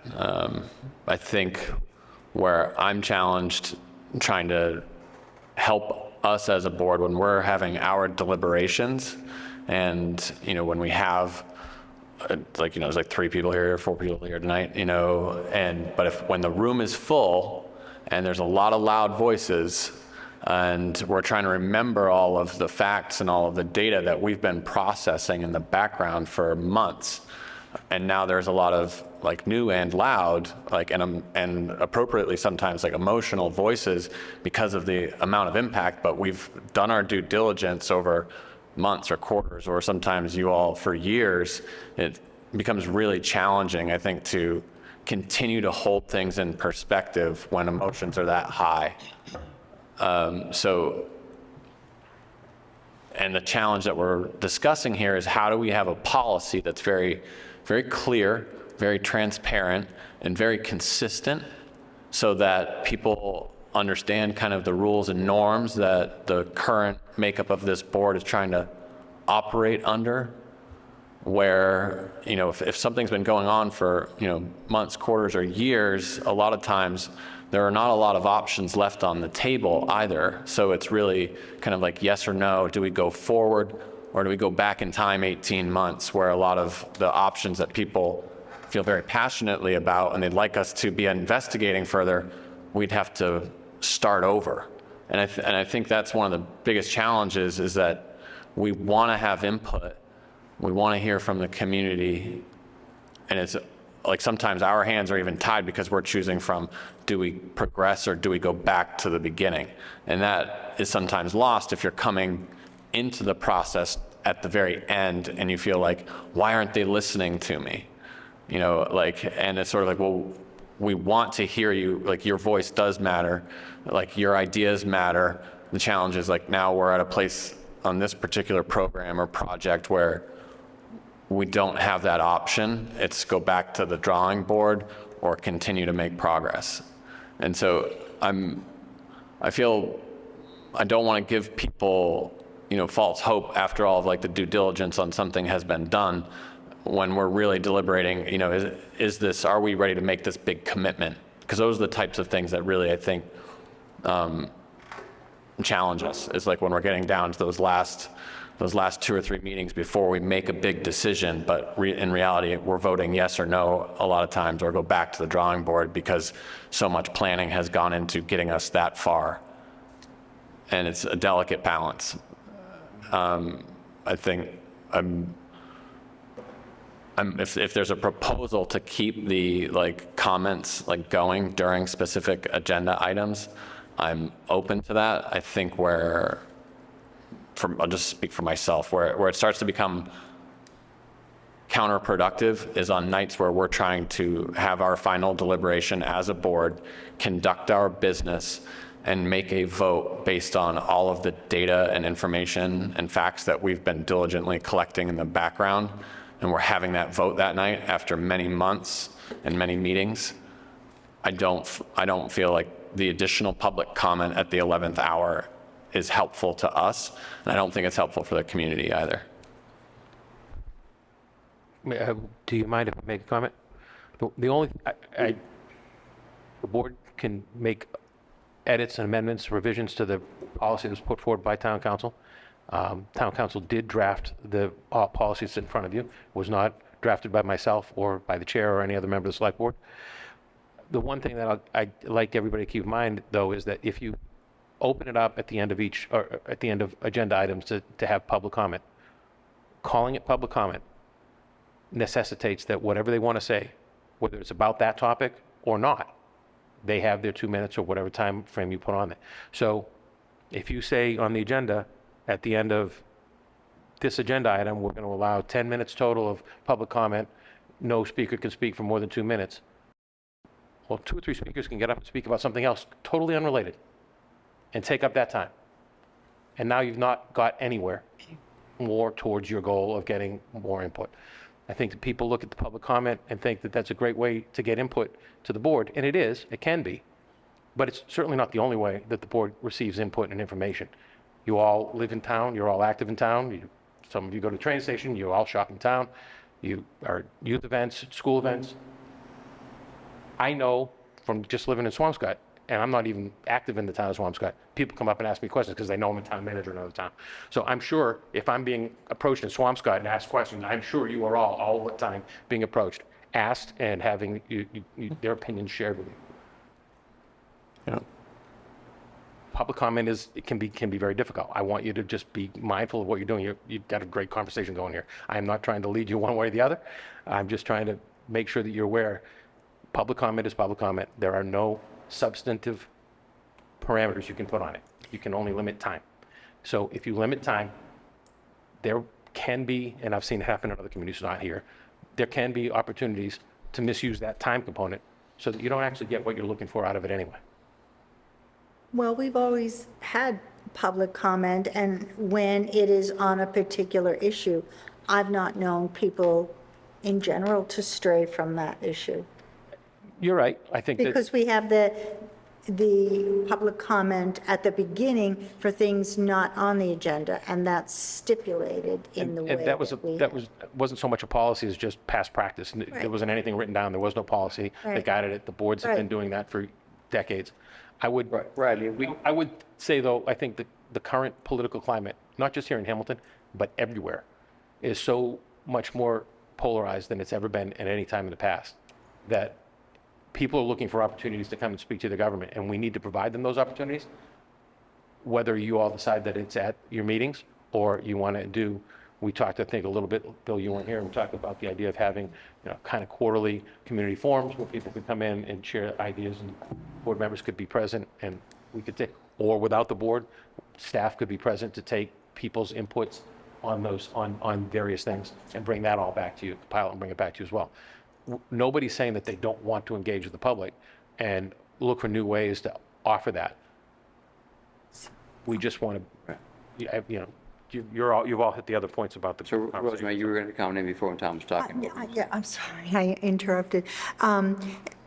So I think one of the concerns was monitoring the back and forth, and I am definitely for, maybe we have a monitor who says, thank you for your comment, and we'll discuss it. Just we all need to remember to truncate it and not get into a back and forth. The conversation should be amongst the board members. And we may have little lapses here and there, but I think the more we would get used to something like that, the more comfortable it would become. And then it becomes part of our discussion. And if somebody says something that we feel, we certainly thank people for their interest and their comments and their willingness to come and discuss it. I think that's critical to our democratic process. But if it's something that's not going to help us, then we just don't discuss it. If it's something that's repetitive or something that's just not salient to the issue. So if I do the math, right? If I said, I like public comment because people come to the meeting. If we don't have public comment, no one's going to come to our meeting. And we've worked really hard to get people to be involved and come to our meeting, right? So, maybe we're different than other communities, but we're different than other communities because maybe we're better than other, I don't know, right? So. Bravo. And I'm willing to invest an hour and a half per meeting on public. We know it's not. I've been here for 8 years. We know the meetings we're going to have, they're going to go to 11 o'clock at night, and most of them don't. It's 9 o'clock at night. We've already been through 3 meetings and we haven't. Exactly. So I am okay saying an hour and a half, which means for me, it means a half an hour up front. And it's like Joe said, you can't say anything. You just public comment 3 minutes. You can't say, don't repeat yourself. You can't, it has to just be through. And then 10 minutes at the end the problem is if I do 10 minutes at the end of every topic and you say, there's 6 topics on a meeting, it could be up to 60 minutes. That's 60 plus 30 is an hour and a half. So are we willing to take the risk of that every meeting's going to have up to an hour and a half public comment? I'm okay with that in a worst case scenario. If every meeting went an hour and a half public comment because someone decided to just speak about anything they wanted to, not necessarily was on the agenda item, we may have to revisit my thoughts on that. But I'm not opposed to an hour and a half of public comment if it needs to be done, because I understand what council said, I understand what Joe's is, but we've never had in 8 years, and I'll go back, right? The only reason we're having this discussion right now is because I was remote, Bill led the meeting, we had 3 hours of public comment on a topic. We decided not to vote that night because we tabled the vote, okay? We tabled the vote because we wanted questions. So we had already had the public comment. So we went to the next meeting to have the comment. We'd already had public comment on that section. So it wasn't that public comment wasn't allowed. It was that we had the public comment, and all we did was table the vote to the next meeting. That's all we did. We didn't table the discussion. We had to let everybody, Bill has let everybody speak with no time limit and no limit of people. Went over 3 hours. And then we tabled just the vote. And then we said, if we table, let's have the school committee come and answer questions. So that was the format of the meeting. It wasn't like we weren't trying to change anything. It was the same topic. It was just tabled. So we weren't trying to change the process. But we just have to think about that in the future and how we do question and answers. If we're going to do a question and answer session, it can't be at a meeting. It has to be at a forum. Like a forum, like you described it. So in the future, that kind of was. Right, and so we should have done that. So in the future, what we learned from that is we don't have a question and answer session. We'll do it at a forum. But I am okay. Like I said, I'm not ready to vote tonight. But right now, I'm in a position where I'm okay if we can draft the policy. Maybe Rosemary with your legal had a kick and drafted, but I'm okay with, you know, investing an hour and a half per meeting at the most on public comment. And we all know that not every issue will have speakers who want to present an opinion. Right. And I understand we need to think of worst-case scenario, but we also should consider sort of what's the usual scenario, right? What do we think? But Joe, what is worst case scenario? Is it takes an hour and a half? What's the worst case scenario? We just hear people talk for an hour and a half, right? Nobody's trying to think legally what's the worst case scenario. There's no, as long as you set the boundaries and. Time constraint. It's time. Time constraint, and stick to them. Right. I mean, I would suggest. but once again, you know, Rosie's right too. Rosie's right about not responding. I mean, that has, since I've been here, that's been the advice of our council several times. And then they've said it to me, they've said it to past years, like, why do you guys respond? You should respond. Let them have their say. And don't respond. And I think you should put it in writing and start to stick. we need to have, right. But we need to, unfortunately, we need to have a clock because, you know, Tosh was on speaking tonight. But he went 4 minutes, right? He went over 4 minutes and I didn't want to cut him off because I didn't want to be accused of, it's like, so once he put me in a position where he made me cut him off, which wasn't great. So we need to just have a clock with we're going to do it because it's just, I don't want to be in that position where I'm looked at cutting people off, right? But That's a good example. Right. Tonight. Yeah. And then just discussing whatever it is amongst ourselves. I think that's good, because then I think residents feel heard, they feel part of the discussion, and then we also get to continue with our business. So can I chime in? I think the nuance of one of the things I was trying to suggest is that if we've been, so like this public comment one, we've been doing this for like a couple of months now, we're going to get to a place where we have a document that we can vote on. For me, since we've already had all of the public comment on it that we should absorb, we've had legal counsel review, and now we're going to bring it to a vote. What I'm trying to suggest is on the day that we take that vote, I don't think it improves our community engagement to then engage with the public one last time right before we vote on it, because we've gone back, we've done all of our due diligence, which is what because of open meeting law, this is our only opportunity to have this discussion. And then we can go back and we can do all of our final last little dot the i's, cross the t's, do all of our homework, come prepare and vote. And it's our only opportunity to collect additional, like any other facts that we need is while we're not together.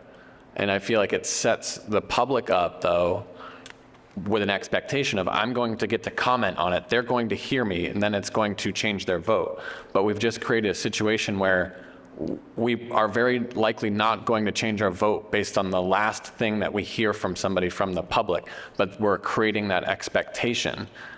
But we will not be able to fact check anything that they say.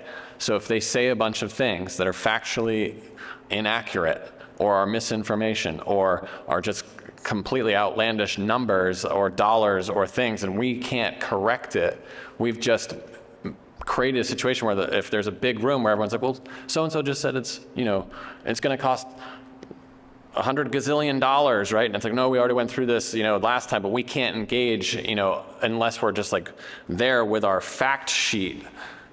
Do you see the, like, kind of like the nuance that I'm saying? We're creating a problem for ourselves with a community engagement. In the first 30 minutes of the meeting or say it in the 10 minutes of the meeting. Right. It's not, like, that's just, I hear you, yeah, but I don't know that it makes a difference if they say it the 10 minutes after the 30 minutes, because they could say it at either time. So if they said in the first 3 minutes, you would be getting the same information. So the challenge, though, I don't think that's entirely true, because a lot of times we'll have people like come in, we will tee something up, and then the way that we've done it is like so we tee up, we give all of the information, and then there's this back and forth that gets created, and then we vote, and it sounds like we've just ignored everything that they've said. Do you see the difference?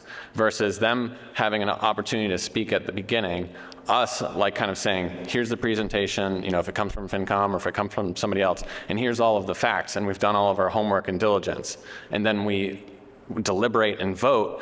We're grounding ourselves back in all of the homework we've been doing for months and years versus somebody made a statement at the beginning. Do you see what I mean? Because it sets us up in a situation where there are like two zones of reality when there's really one that we've been diligently listening to the community and doing all of our homework. Do you see the difference? I do see the difference, but The format has typically been, and we can change the format, but the format that we've typically done, you guys, you've been on the board and Rosemary, but is that is there a topic comes up, right? We talk about the topic. Then someone, and usually the motion's not made right away. We usually talk about 5, 10 minutes, and then someone makes a motion. Then we get a second. And then we say, is there any further discussion or questions? And that's typically when we let public comment come in. After we've talked about it for 10 minutes, before we voted. Yeah. Right? After they make comment, we can still have a discussion. Like, we don't have to vote after they talk. But once again, our job as select people is to take everything we hear and filter it out based on our own knowledge and our own skill sets. And so you're always going over that struggle. So I hear the struggle, but that's kind of what we're like to do is they voted for your filter. Like, you were voted in to have, we like Ben Glue's filter. He's going to hear everything he's going to hear, and he's going to filter what he thinks is the best decision. And so I think that's the struggle of our role, but I trust you have a filter. And you can filter what you think is reasonable, what you think is unreasonable, what you agree with, what you don't agree with. But that's kind of the format, is we have a discussion, we make the motion, second the motion, public comment, then we discuss, then we vote. Is that, Bill, my... No, that 100%. I think, it's our responsibility to have that fact sheet that you referenced, Ben, and then as discussions grow, like even the night we vote, new things are said, and those are the things I want people to come up and talk about. You're right, sometimes they'll come up and they didn't listen to that and they had a preloaded discussion and they want to throw it on there and it goes on forever. So I do value the allotted time, but it is hard to manage. I don't disagree with anything you said, Ben. The only thing I worry about is we're managing to an extreme here, and I think in your short time here, you've been through some very difficult topics and have seen that that's not the norm of the experience that we're... Sometimes it's cemetery plots, apparently. It seems difficult to prohibit those kind of general discussions for the other 98% of discussions we have. That's all. So something to think about, but I don't disagree with you either. Interesting. So what do you think for next steps? Who should draft? Well, I think we had said last Draft time... 2 policies, draft 1 policy? Should we draft 1 policy of everything at the front and 1 policy at things throughout, and then see which one we like better? Is that a good idea? Don't we have the front from... Do we agree with it? We got the front from KP, and I thought... I know that Ben was working on some, maybe, and I think Rosie was as well, so. I don't want to. Rosie, I'll work with you on the other one, the policy of sprinkling it in with some parameters. Perfect. And maybe if Tom and Ben can work on the one we have and make it a little bit more agreeable to Hamilton Wenham, put the Hamilton Wenham stamp on it, we can maybe talk Do you guys one have more. thoughts, or do you think that captures the essence? Yeah, do you think it needs The one we have, Do you think it needs changes? to bring it more... I think it needs some change. I think it had some things that were a little, I think the timings that we've discussed in terms of the amount and quantities of time, like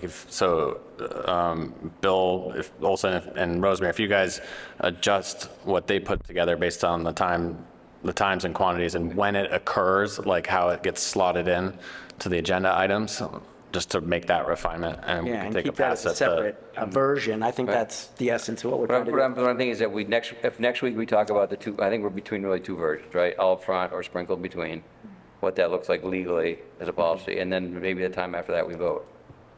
Yeah. That make sense? I kind of want to vote before the end of the summer. Yep, Yeah, that works. that's good. So we start the year fresh and good? Okay. Anything else? Did I miss anybody or any thoughts? I mean, I know it's tough, but I don't want to kill what we've been doing for years, because it actually has worked. The only reason it didn't work is not because it didn't work, it's because there was a misinterpretation of what we were doing between meetings. Well, it so. was just really, really contentious issues, and sometimes you just can't help those kind of reactions. I really value this conversation. I think that our residents will value this conversation, and that we are thinking very carefully about how to engage the public and not lose that connection. I think that's important, and I think we are really working I enjoy hard. meetings more when people are here and they talk. I know. Yeah, I do too. Even if I don't agree with them, I still enjoy the meetings. I don't have to agree with everybody. They can change my mind. Right, so- exactly. So, I think the policy, if it doesn't, should also include other vehicles to provide input. I don't know if it says you can do this, that, or the other, you know what I mean? It should speak to, so if someone Email. looks, they can say, oh, I'll send an email to this, like that, meeting emails? select, put the select board email address or whatever, and, Yeah. just other options, so they know that It's out they there. have options. All right, what do we got next? Goal setting. So at the last meeting, the board had agreed to meet on August 13th to set goal 26. And I believe in between, Mr. Wilson had sent copies of the most recent goals that we've had out there so that we can use that, I guess, as a template to step off. Coupled with that, and the next item right after that is to pick a day and time to do a review of the town manager based on the most recent goals we had, which weren't actually done last year, but were done almost 2 years ago, just because we never got to doing goals this year, because every time we had discussion to do goals, meetings ran long, people decided to table things, and so we just. Yeah, so I did send something out on the 12th to everybody. Hopefully, everybody saw that. It did kind of outline the format. You know, I got rid of any gradings and stuff, but the major categories, you know, communication, personnel management, financial management, planning, interorganizational, professional growth, and communicating and outreach. So those are the major categories. And since, as Joe said, you know, we didn't, as a board, you know, add anything or delete anything, I added a section bolded in yellow towards the bottom that gave you the opportunity to add initiatives. Two things that we should get out of this. One is we can have a discussion along this on how's Joe doing, you know, to date on these objectives, as well as some other things we should add that might have been done. And this is where I asked Joe if he had a list of things, maybe that would help too. But we can discuss about how we're doing on our path to where we want to go. In second part, this would work towards the document that we would stamp and approve as your, you know, your objectives, if you will, on a go forward for the next year. And we had agreed or thought, you know, that we would come back around on the 13th, you know, to discuss that. I don't know if we'd have a final thing we would vote then. I'm a little bit, you know, like, I've seen this movie before, things come in late or don't come in, and then we really need to all commit to get stuff in. I'm happy to aggregate it, and so we have something to discuss at a meeting, but I would just need commitment from this team, you know, to send stuff by a certain date now, you know, to Let's look at a calendar then. So, 13th, we were going to do that in the evening again, starting at 6:30, I think, and you want me to try to bring food What day of the week is that's that? a Wednesday. Wednesday night? Hallelujah, not a Monday. Wednesday night, right? It's Wednesday night. So, does everybody get everything to Bill by the 1st of August, which gives us a week and a half? We already have that in our calendar. Yeah, you said it at the last meeting. We set the day and time. I think I have to figure out, if we want to do it a little bit more casually, we could probably do it at the Council on Aging building if you want. So remind me what to do. We have to post as a meeting? We have to post it as a workshop. We'll keep minutes, but Okay. no votes will be taken. What about public attending? The public is welcome to attend, but They you never don't- have. But you don't, and they never have, but you Okay. don't usually allow for public comment during that period. Okay. That's just a workshop. And we're doing, so that's not doing the review and the goal setting at the same time? Or you're thinking about it at the same Votes time? have to happen at a separate meeting, otherwise it has to just be a regular open meeting. So so the goal setting is on the 13th. This is the review though, right? This template? This, well, I thought it was gonna, I don't know that there's two documents. I think this is your goal setting. You're gonna, and, you know, if you remember what we've done in the past, is we kind of brainstorm ideas, what should be the goals for the coming year, put them in, we aggregate them, then we bring them back and vote them at an actual meeting where the public would have an opportunity, and the time between the meeting gets posted and the time that you have the meeting, you'd be able, the public would see what you'd aggregated and they could comment on that. And then you vote the goals, and then you could have discussion at either meeting around progress we've made, my effectiveness in helping that progress. So what prep do we need? So let's just do, what prep do we need to do before the goals? Before the 13th, what prep do we need? Before the 13th, I think Bill already did that largely. I need to get it advertised. I need to confirm that you want me to get some kind of a food for that and identify the location so that we can properly post the meeting, the workshop meeting, and that's all prep you need for the 13th. I will go through the template that Bill Wilson shared and try to be prepared to answer what progress on different items. So I don't know that this format view. So that's more the next one, which is the, right, which is the town manager annual review, which is what this template is. Yeah. So this template, We haven't set a date for that.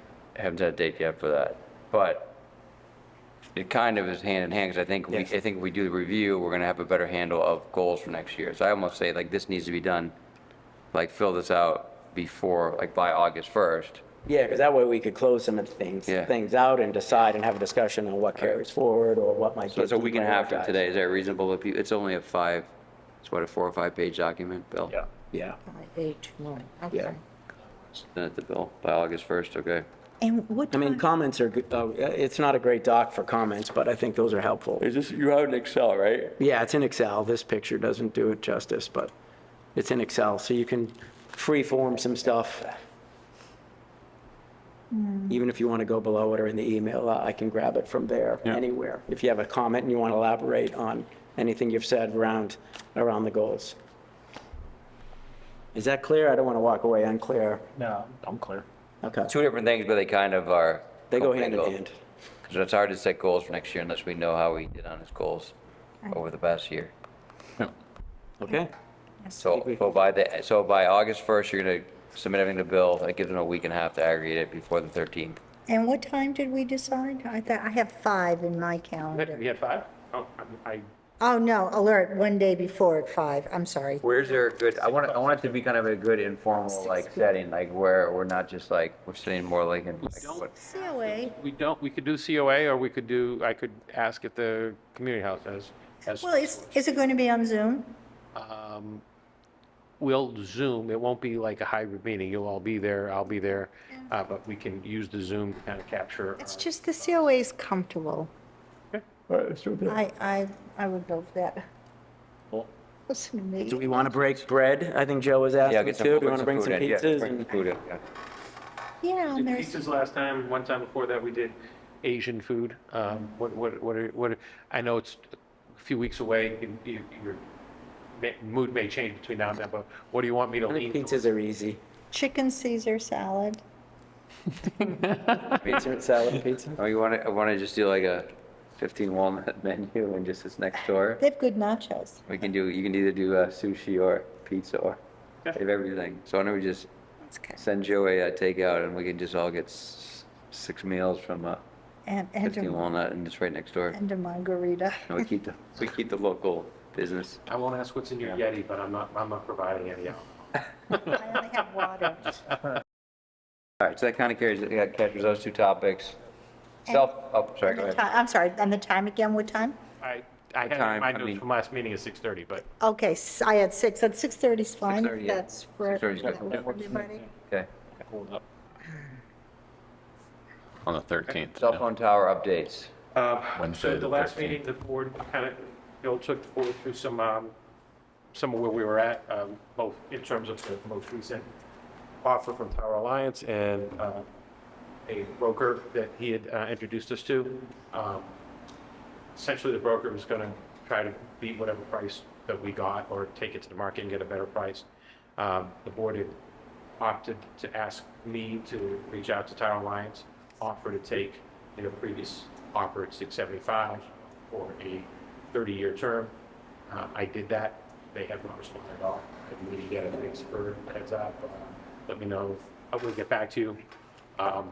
And since then, the broker has also reached out to me wanting to know what the status was. I shared with her what the board had asked me to do, and she said, I really wish you guys would just go with me. I'm not going to charge you anything, and even if Tower Alliance says $675, I'll try to get them to do better. She said, so Does she know the offer? she does. And she's saying that, so. She thinks she can get better. I mean, I'm leaning that way. I mean, one thing we could do is like give them another shot to answer it, but then empower maybe me and Joe to kind of go one path or the other, at this point. Because I think either way, it's a win for the town. If she's coming back and said that to you, and if you'd like, I'll give her one more call just to emphasize what the offer is and what it looks like. So that's the number that starts making sense. Anything under that Right. doesn't make sense. Doesn't make sense, or that number and we pay her 5K, that's less, but if there's a chance, and she knows the industry, she's been in it for a long time, and if she's not balking and telling you she'll do better. So what's the timing? Does it need to be done by? a certain No, it doesn't time? need to be done in a certain I mean, in some ways, It's more in favor for them to get it done, because they're not paying. Right. They're not paying them Right. monthly, No, not The- top of the. it's not like we're in need of the, I mean, the only risk is they pull something off. Where does that money go? I would, of some that large, I would argue it's going to be proceeds from the sale of the lease. So you're going to want to designate that as one-time funds. You're not going to want to work that into the operating budget. You could pay use it for down capital. something. You could pay down something, you put it into the capital stabilization fund, you could put it in the reserve fund, but you wouldn't want to use it in an operating budget. Okay. I mean, I would recommend if you, and, I mean, unless anyone has one way or the other, just empower me and Joe to put this thing to rest.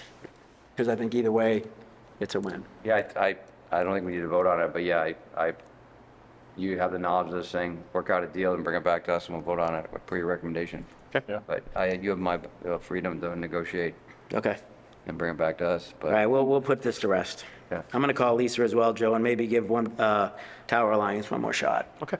So you have another meeting with the board, and we're Do looking. you have Samantha's number from Tower Alliance? She's the most recent broker. Oh, I thought Samantha. you were going to call. I was. Oh, I know, I've already emailed her, Oh, right. as the board described it at the last meeting. Okay. And You want me to call her? you can. Okay, I will. You don't have her number? I do, I it's just get, it's was in I my on that email. Yeah. email to her or to Tower I Alliance? don't, I'm not sure. Push the email anyway, so it's at the top of the list, Yeah, and then yeah, I'll we'll do. call them both. All right, new business? The only new business I had, we've discussed, thank you. Only new business I had was I was looking for, and it didn't happen tonight because it didn't happen quick enough, but I was looking for an update on the field just because I want to make sure they're going to be done by the fall. And I think they are, but I just wanted to get an update. But it looks like they're going to have a ribbon cutting sometime in the next month or two. So, Yeah. But, We were going to ask Eric to do that tonight, but then he didn't come, so. okay. So I'm but just I looking for the can- school board to give us some sort, because Yeah, that'd be good. its fences are still out there, so it's still under construction, but there's not much activity going on, so I'm assuming they're just doing punch lists. And then town hall, same thing. I asked Joe next couple months to do a update on town hall, maybe walk us through a slideshow or something, so. And have Tim come in and do that to see what the progress is and what the updated schedule is, so we know when we're gonna have our first meeting there. What's your best guess now, Joe? I think I'm optimistic that we'll be able to move in like May. Okay. I don't think I don't think we'll be able to have a meeting there until we're moving in, probably next May. Okay. Actually, I will give you one update that this isn't really new business yet, but it may be. And I'd ask for the board's endorsement or agreement. Yeah, I don't think you need to vote, but we're currently, town offices are in the Patton Homestead. That's kind of a temporary fix for our issue with what do we do with the Patton Homestead. And about 2 months ago, 10 weeks ago, I had a conversation with a gentleman named Jeff Wells, who is the executive director of the Patton Foundation, which is out of Texas, and has been doing a lot of work in Europe and in Texas around supporting veterans.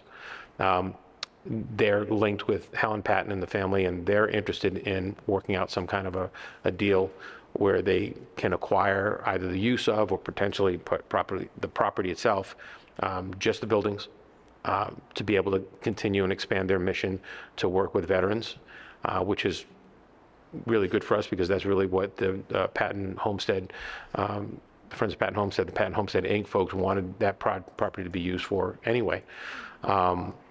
Jeff was back from Europe, and he and Helen came to my office again this morning. We sat down and had another good conversation. He's offered me a letter outlining just the broad brushstrokes of what options might be.